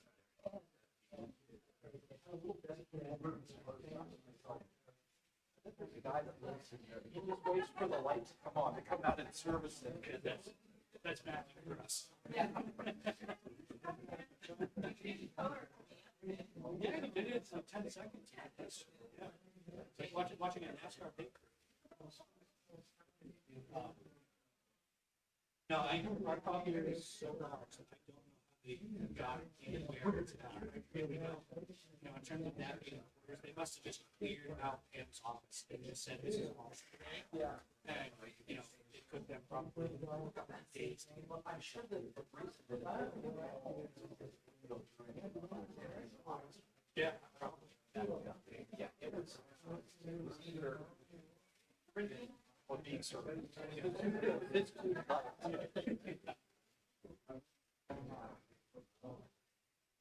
We are, what have we done?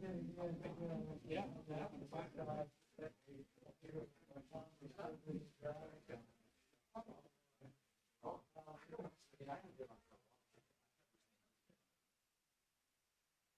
This is the most for me too. There will be contentious cases. Yeah. It's, you never know when they're going to.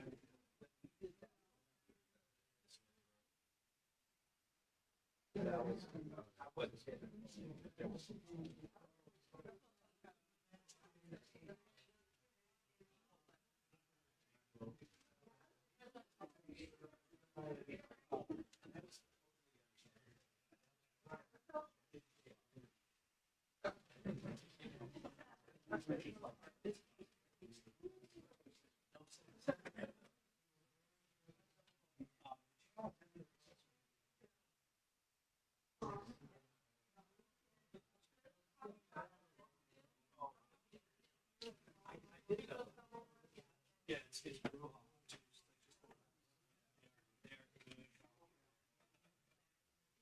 Yeah, I tried to go in there.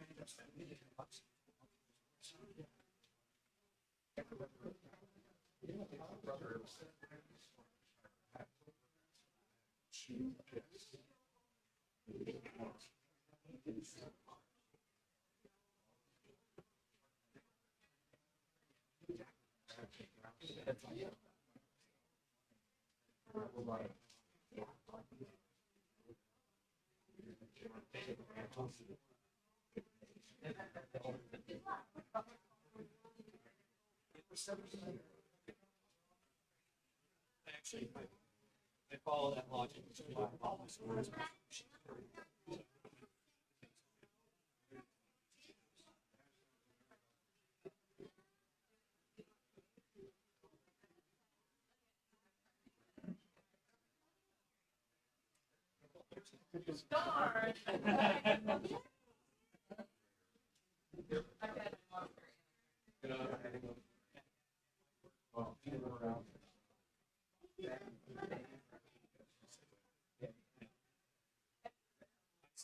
I'm still waiting for the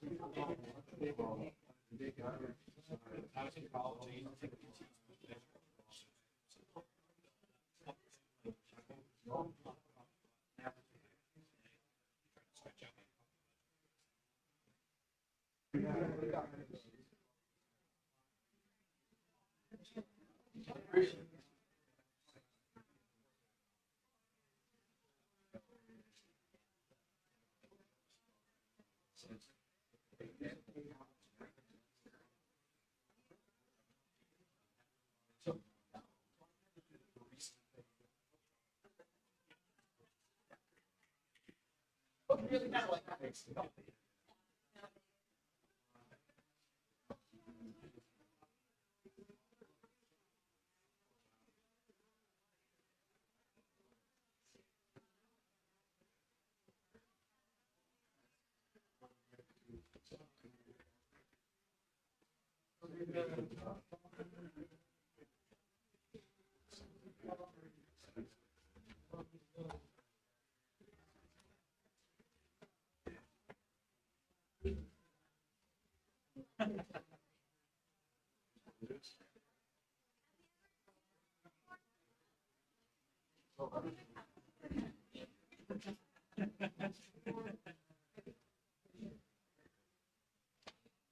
What are you doing?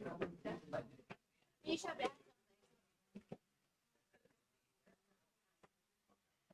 Stop taking pictures of me. That's funny.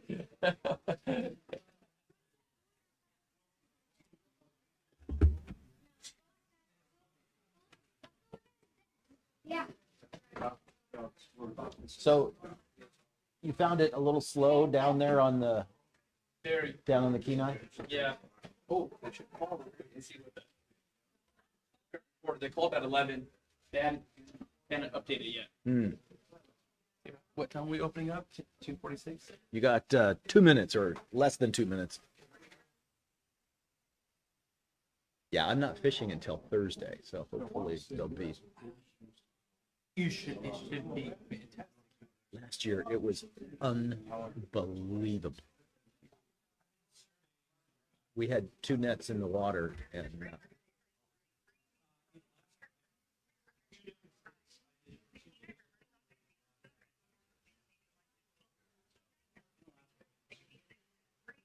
Not great at all. I remember just before I went down there, they had a day that was 106,000. I mean, The biggest day of the Mayo and mustard there. I think it was like 180. That's just unbelievable. That's an escapement for some years. And they had the limit was like 9 per person. Yeah. I remember I was fishing. It was annoying. You couldn't even keep one.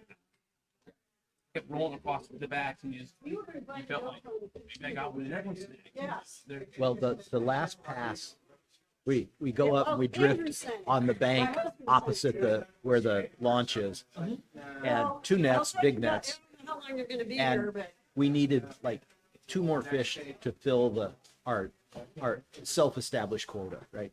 So we're drifting along, and I start into it, and I start to pull the net up, like, oh, I got R2, and the net on the other side goes, oh, I got 2 more, and I went, whoops, I'm wrong, I got 3. Oh, yeah. Yeah, it was crazy. I don't know if the dish hasn't been up now.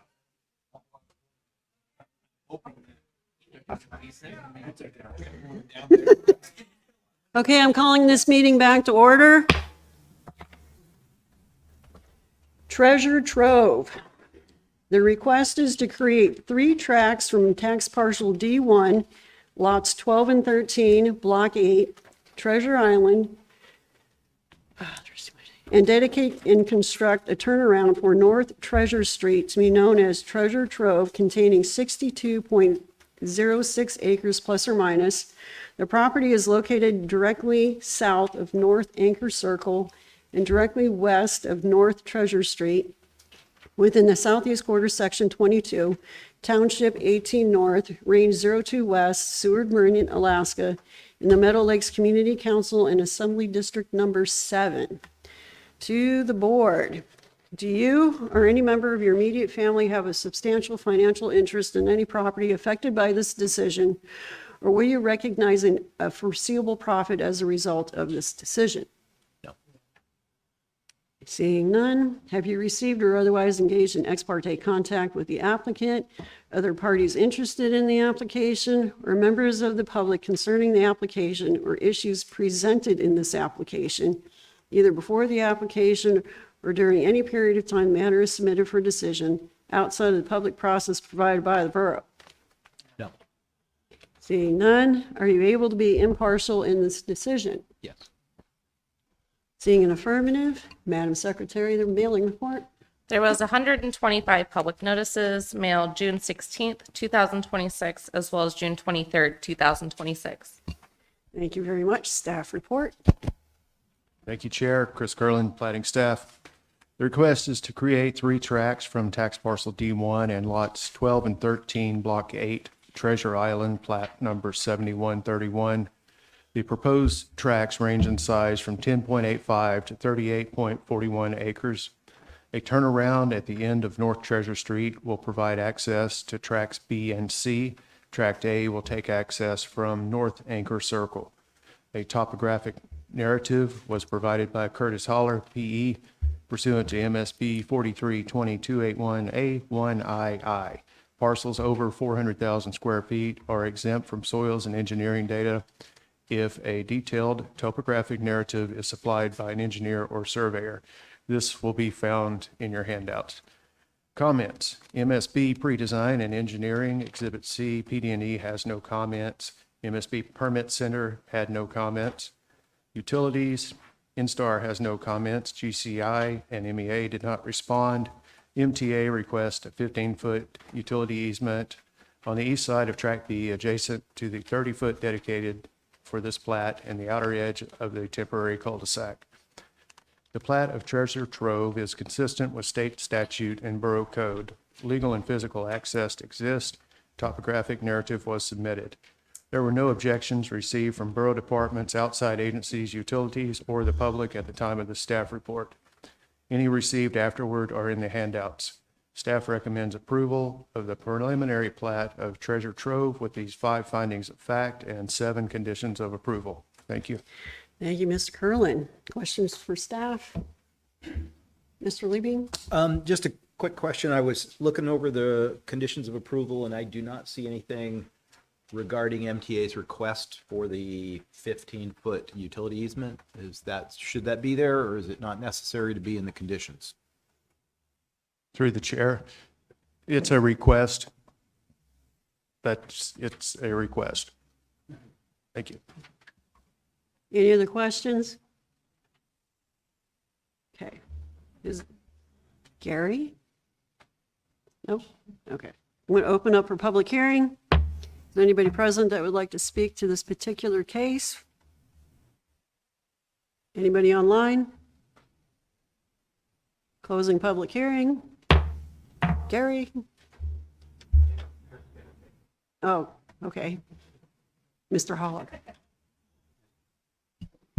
Hello, Kurt Holler, engineer for the representative. That's Kurt with a C and then Holler.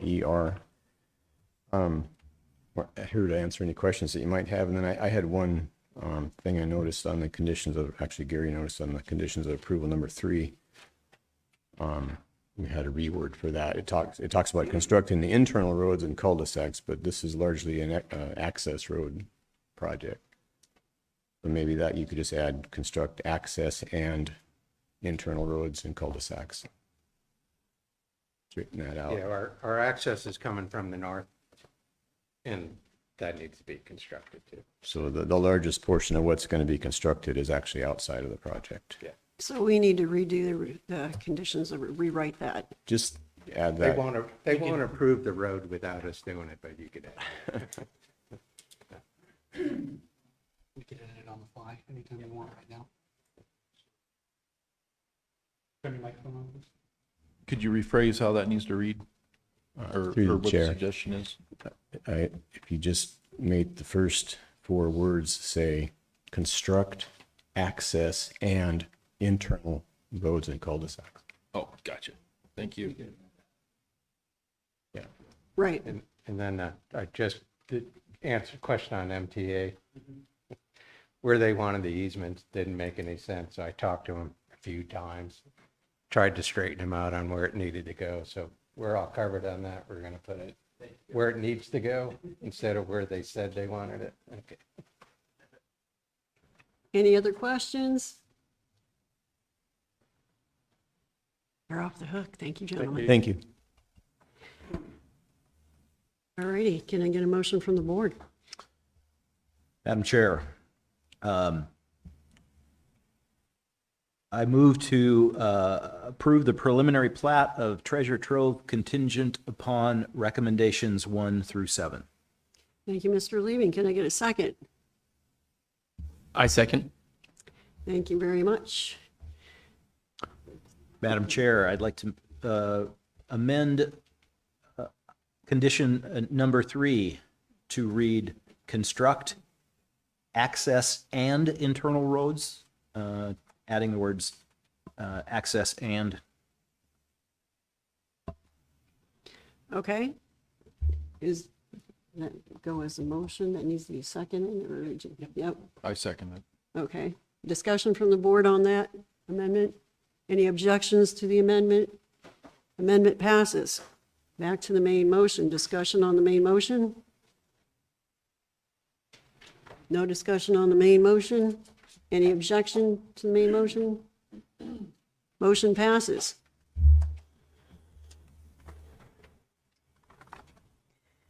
Next, we have Alaska Sunrise. The request is to create 6 lots and 2 tracts from parcel 2.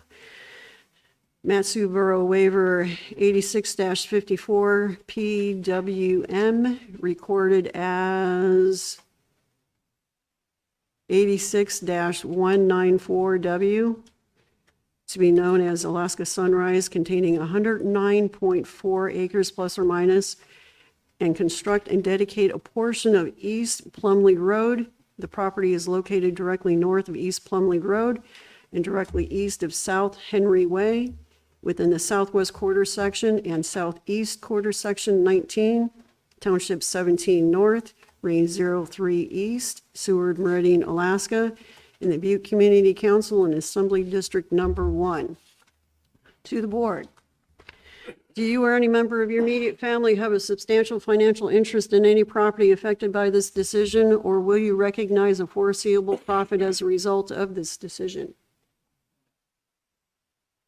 Seeing none, have you received or otherwise engaged in ex parte contact with the applicant, other parties interested in the application, or members of the public concerning the application or issues presented in this application, either before the application or during any period of time the matter is submitted for decision outside of the public process provided by the borough?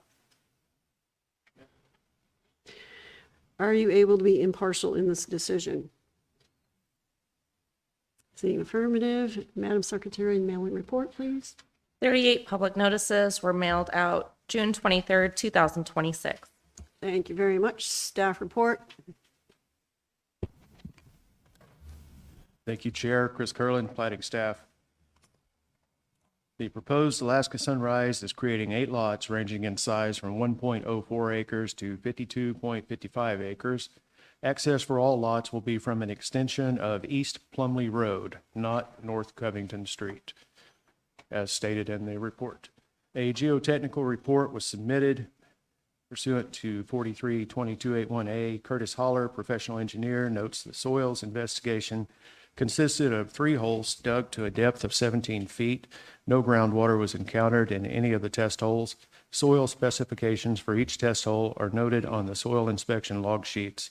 The engineer states that based on Title 43-2281, all lots contain sufficient overall area, all lots contain at least 10,000 square feet of usable building area, and all lots have at least 10,000 square feet of contiguous usable septic area.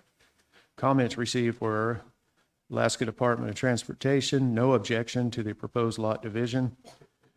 MSB Pre-Design and Engineering has no objection to the T turnaround if a public use easement is dedicated through the subject property to connect with the end of Owls Avenue. Staff notes this issue was unresolved at the time this report was written and will need to be decided today. MSB Permit Center, no comments from the Permit Center. Utilities, NSTAR has no comments or recommendations. GCI has no comments or objections. MTA would like to request a 15-foot utility easement on the south side of lots 1 through 6. MEA did not respond. The preliminary plan of Alaska Sunrise is consistent with state statute and borough code. There were no objections from any federal or state agencies, borough departments, or utilities. Legal and physical access exists to the proposed lots, and a geotechnical report was submitted pursuant to 43-2281. Staff recommends approval of the preliminary plat of Alaska Sunrise with these 5 findings of fact and 8 conditions of approval. Thank you. Thank you, Mr. Curlin. Would the petitioner's representative like to speak?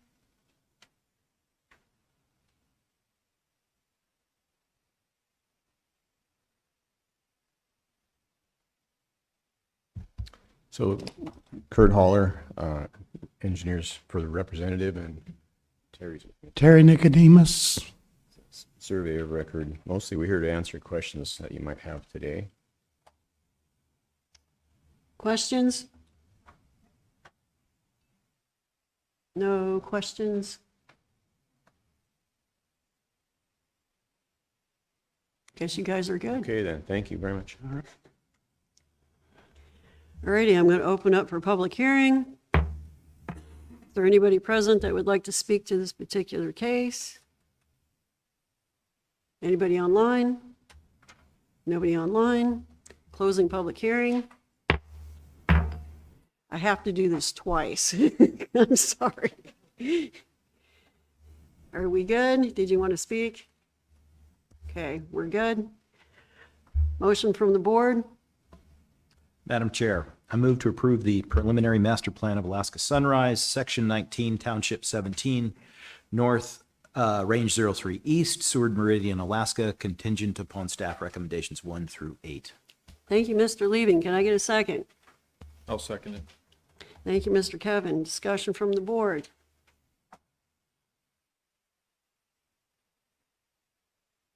No discussion from the board. Madam Chair. Mr. Young.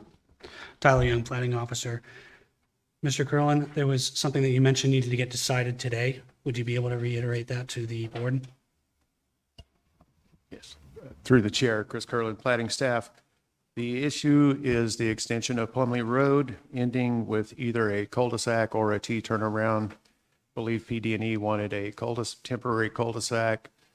The petitioners prefer a T turnaround. That is the issue. Okay. Discussion from the board. Madam Chair, Chris, is that so I guess I'm a little confused. The T turnaround is not acceptable and they're requesting a cul-de-sac? That was the comments I received. They didn't say unacceptable. They said they would support it if they dedicated an easement through their property to another T turnaround on the north of the property. So that would need to be something surveyed and on the plat then? Yes. Okay.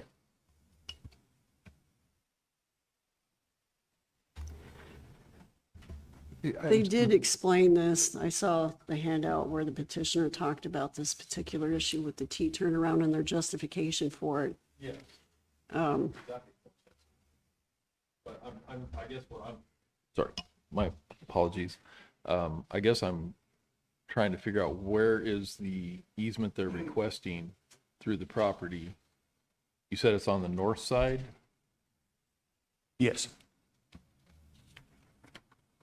On a different tract?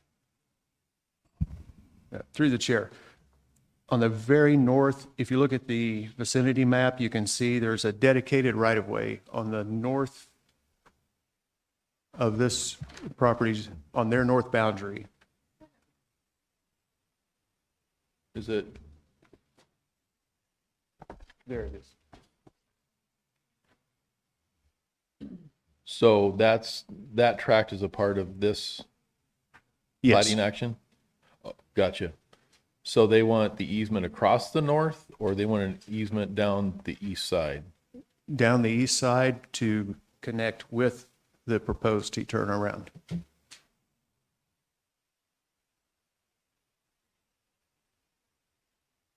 I'm sorry, Because who is the it? T- Who the- is the, Oh, sorry. who is the they that's requesting it? That would be pre-design and engineering.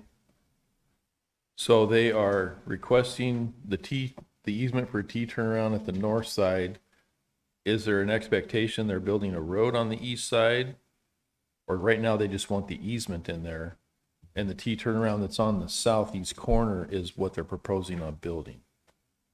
That's where I was confused. I believe so. The petitioners want the T turnaround at the end of the Plumley Road extension. Correct. PD&E wants a temporary cul-de-sac unless they dedicate through to the other T turnaround at the north of the property.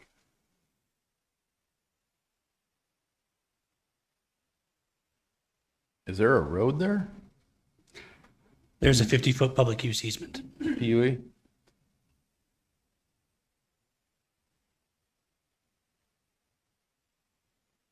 So we have to determine who's right. So this request for the easement makes no sense to me. Because if there's a PUE across the north, there's no road there. They're building the turnaround on the south end. They're not extending the road to the east, on the east side, north to south. Why are we granting an easement for a T turnaround on a north piece of property that has no access other than a PUE? If there's no road there. Mr. Young. Please clarify. Tyler Young, plating officer. PD&E is not my division, but speaking what I know about this case, PD&E prefers to not have T turnarounds unless the road has plans to be extended. If the road is not planned on being extended, they prefer cul-de-sacs. They prefer, but it's not required. Yeah, so it's preferred. I'm going to defer to Matthew on Okay. that too. I believe it's in this. I'm just trying to understand. So in the, sorry, Matthew Goddard, plating technician. In the subdivision construction manual, it gives allowance for Public Works to approve alternative turnarounds, but it is at DPW allowance. So they have to approve a T turnaround when it's going in because it is not the standard. It is considered an alternative turnaround under A07.2 of the subdivision construction manual. This might be a really dumb question, but it's a temporary cul-de-sac. So it would be removed if it was extended, something to that, if it was a connection made. That is generally how that works. If a cul-de-sac is deemed temporary, once the road is extended and accepted for maintenance, the temporary portion of it would be automatically vacated. So the temporary cul-de-sac, would that encroach more into that corner lot if required, if they put in a temporary cul-de-sac? It would require a much larger radius. And even though it's temporary cul-de-sac, it still encroaches into that property. I believe that would be correct. Are we using the word temporary here just to make it easier so do you not have to petition later on to have it removed? Correct. Okay. So it's just a regular cul-de-sac? Yes, all right. So, Reggie Carney, when there's a temporary cul-de-sac here, and if that road ever gets extended, the wings of the cul-de-sac get cut off.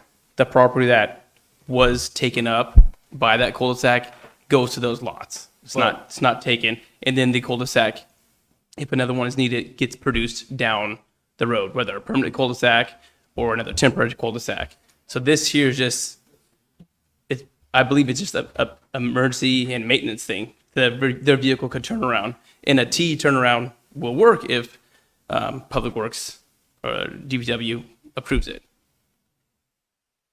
Steve, Kevin, the problem with temporary cul-de-sacs is they encroach onto the lot, reducing what you can do and where you can put things on the lot. I don't like temporary cul-de-sacs because you're taking 60 feet or 50 feet in length by 25 feet onto private property inside the utility easement. That's the problem with temporary cul-de-sacs. It would eat into that, I guess it'd be southeast corner of that property. Therefore, it could affect septic systems, well locations, things like that. Thank you. That's the reason I was saying it was the distance from the, and it has to be from the temporary cul-de-sac, not from the property line. And then my next question was, we're at 45,000 square feet. Is that going to bring it below 40,000 square feet? Well, they still give you the lot size. My understanding, correct me if I'm wrong, if it's platted at this size, I don't think you lose the square footage of your lot size based on the amount of property there. It's still 45,000 square feet because eventually, again, I'm speaking just from experience, not absolute knowledge, that when that goes away, you get your property back. Mr. Matthew. Through the chair. Yes, it would be an easement not dedicated right-of-way, which means the underlying property is still owned by the property owner and would not affect lot configuration size. Yeah, size remains, but usability on that setback and everything is affected.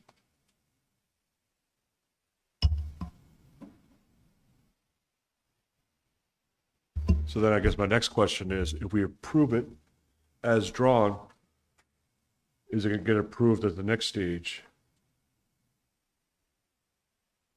Or are they going to deny it? Based on their language, Tyler Young, Platting Officer, based on their language, there is no determination of whether or not they will approve it or deny it. But they wanted us to make a decision on it. They wanted the plat to be redesigned to accommodate what has normally been accepted at the borough level of a temporary cul-de-sac, based on the subdivision construction manual 2022.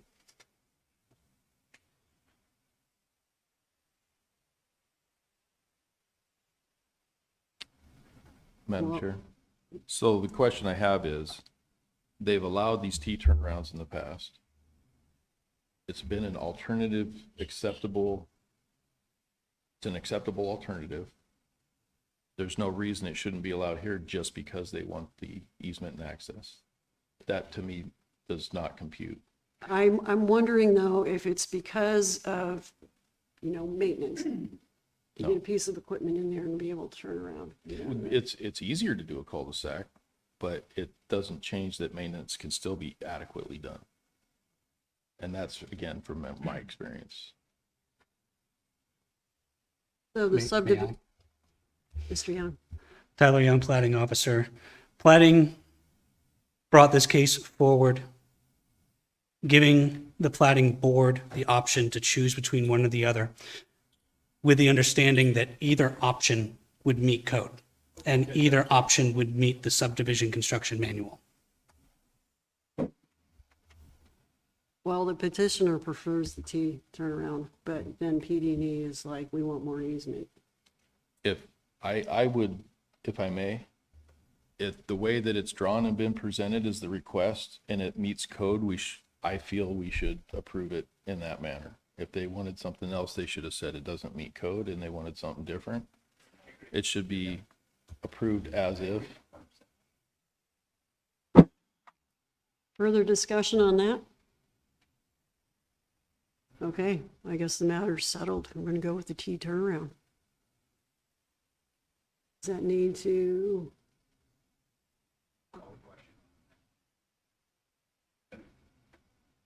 Okay. I'll call for the question on the main motion of approval. Okay. As is. Any objections? No. Okay, main motion has been approved.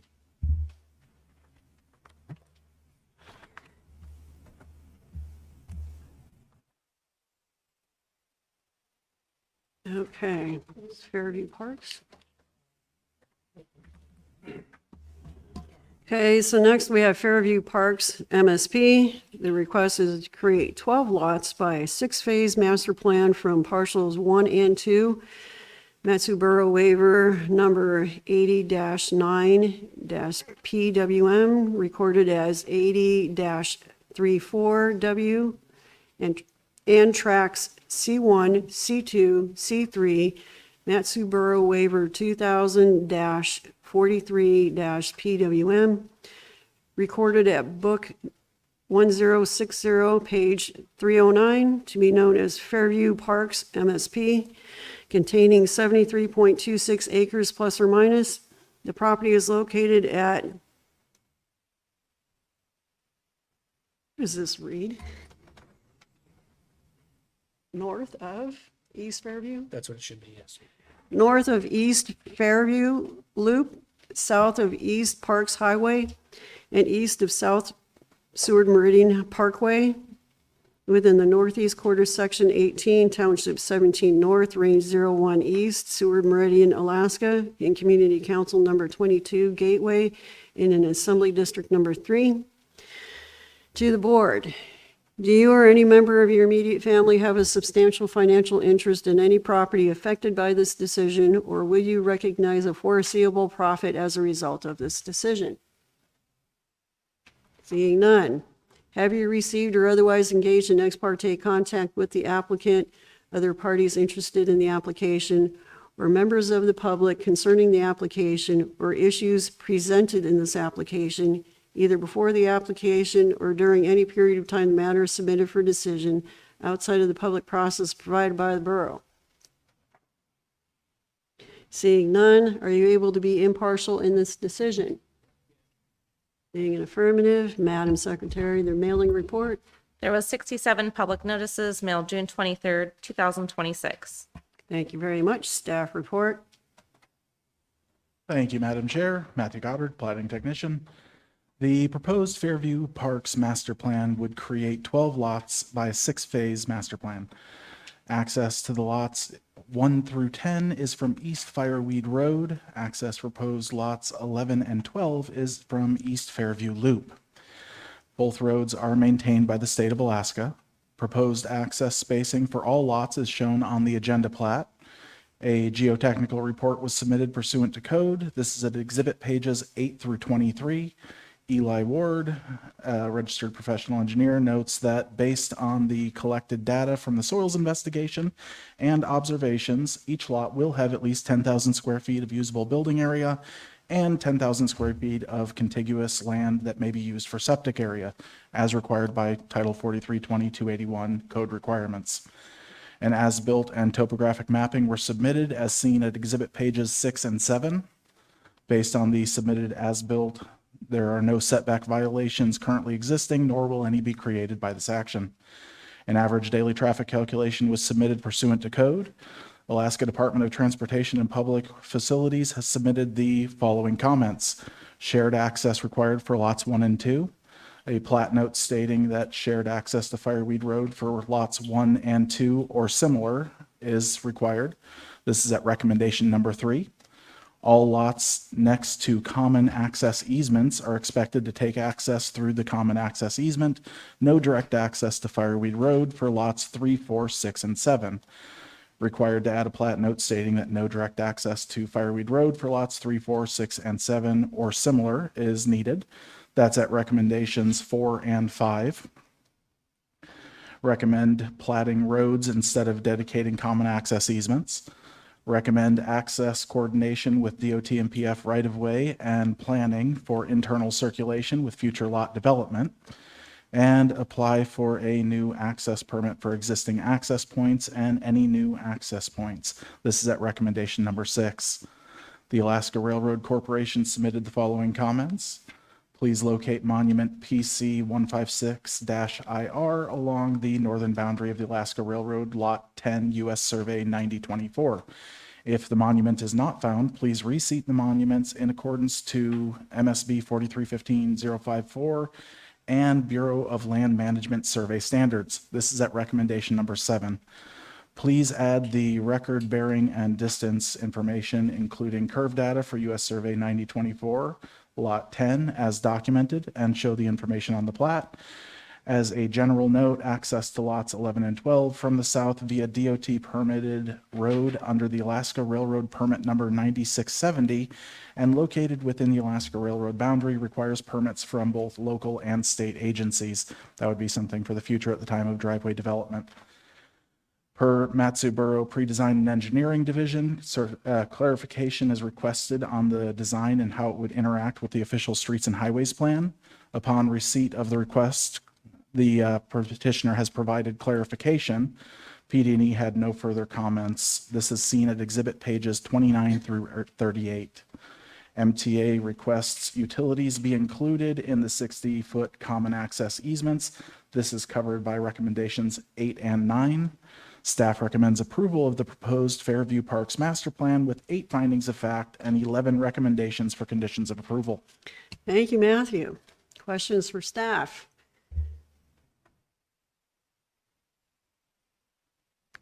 Seeing none, would the petitioner's representative like to speak? Dana Rumpfelt, RUMFELT, Lavender Survey. Thanks for your time, Planning Board. I'm just here to answer questions.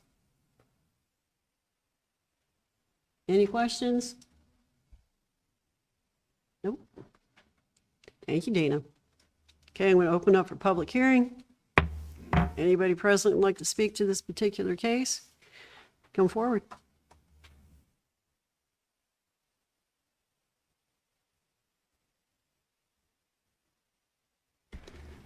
Thank you very much. If you mind signing the book that's down in front of you. Oh, you got to turn your microphone on? Yeah. Okay.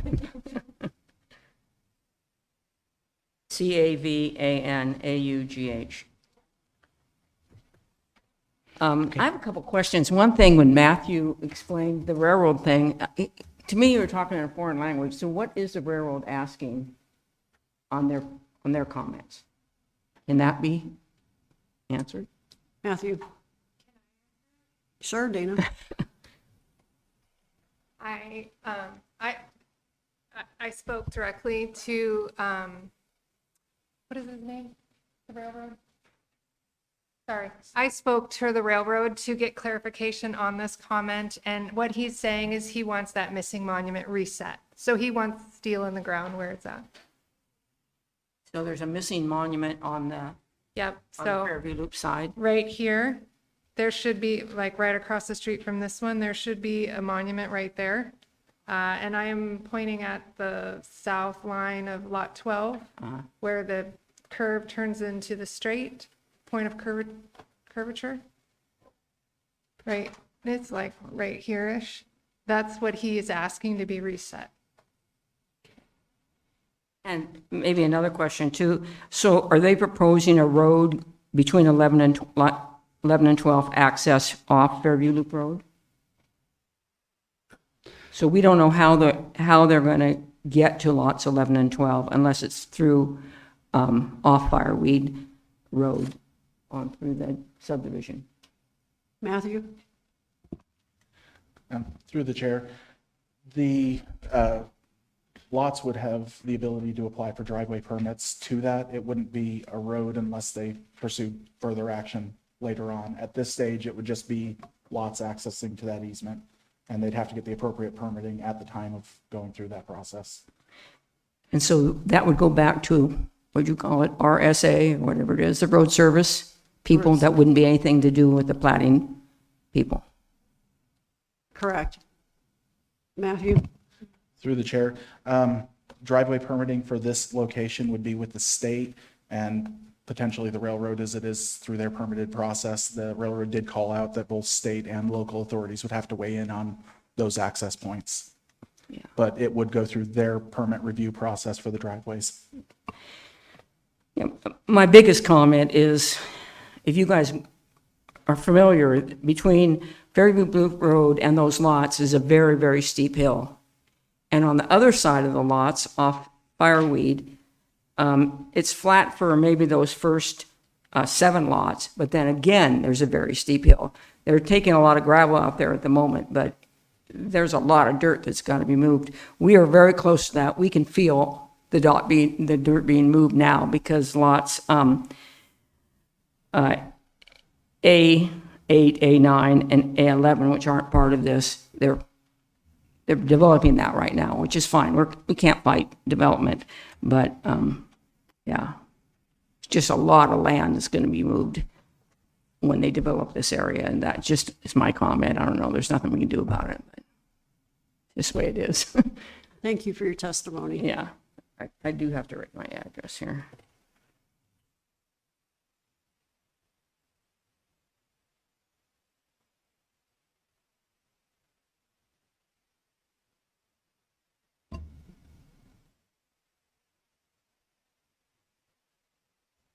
Thank you.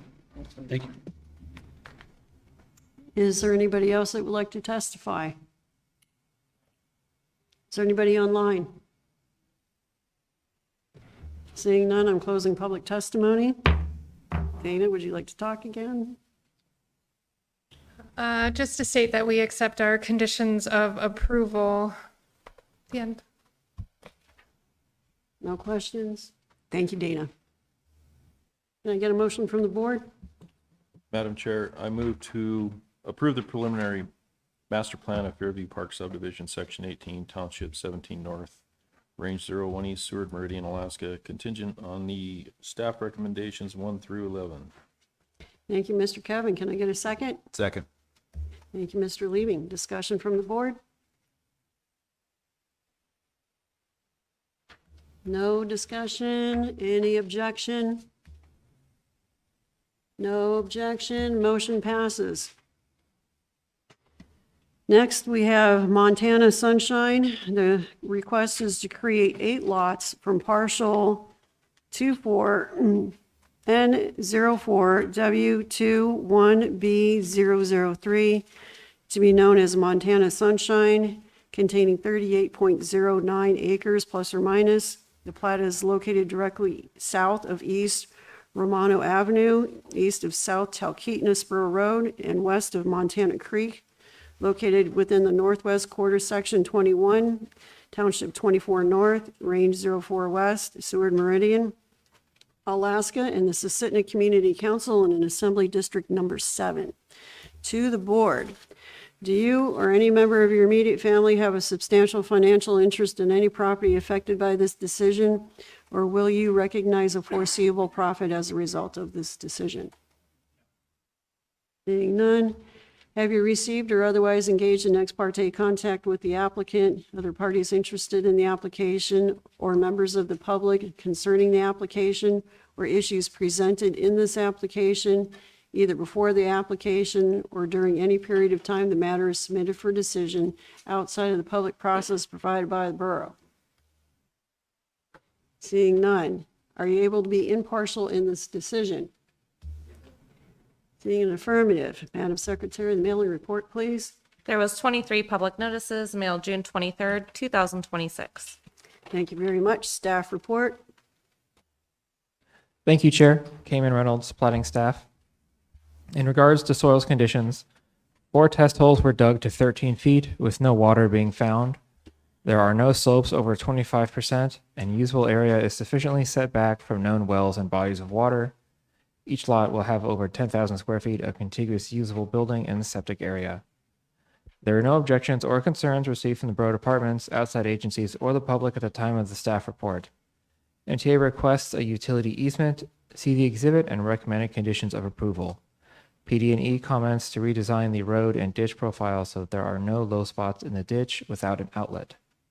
At the time of the staff report write-up, there are no responses to the request for comments from U.S. Army Corps of Engineers, Community Council, Kinnick Fairview, Road Service Area 17, Kinnick, Planning Division or Development Services, GCI or MTA. Staff recommends approval of the master plan and Montana Sunshine with these 7 findings of fact and 9 conditions of approval. Thank you, Cayman. Any questions for staff? No questions. Is the petitioner's representative present and like to speak? Nope. All righty, I'm going to open for public testimony. There's nobody here. Is there anybody online? Closing public testimony. Mr. Hanson.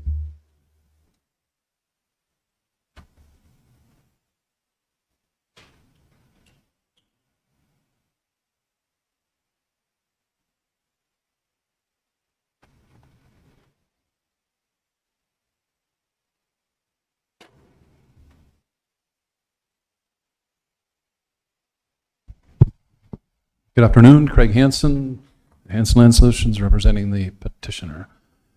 Very straightforward. I'm just here to answer questions. If you've got any, I'd be glad to answer them. You have any comment about PD&E's comment? Comment about keeping the drainage? Yeah, the drainage thing. Well, no, I better not. We'll address that, certainly. Okay. It's either going to be basins or we've been shifting to infiltrators, they're in the right of way, but the way I've got them designed, we have a rock basin with a culvert that's vertical that holds sufficient water for circumstances like this. So that's my expectation as to what we'll end up doing. Any questions for Mr. Hansen? Nope, you're off the hook. Thank you very much. much. All righty. Motion from the board. Madam Chair, I move to approve the master plan of Montana Sunshine, Section 31, Township 17 North, Range 02 West, Seward Meridian, Alaska, contingent upon staff recommendations 1 through 9. Thank you, Mr. Liebing. Can I get a second? I'll second it. Thank you. There's Mr. Cohen. Discussion from the board. No discussion. Any objection? Motion passes. All righty. Staff comments. I have one comment. So as a clarification for PD&E's comment, on the exhibit D with the flood hazard area listed. Oh. Yeah, we're done. Yeah. Right. No comments from you guys? Sorry. Let's see, August 6th. We have one case that day. So no sandwich. Sorry, guys. And don't forget, July 30th is our law training at 5 p.m. If you're unable to make it, please let me know so I can send out accommodations.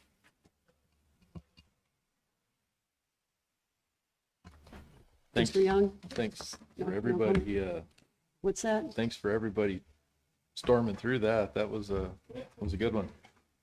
Planning sends out its thanks to the planning board.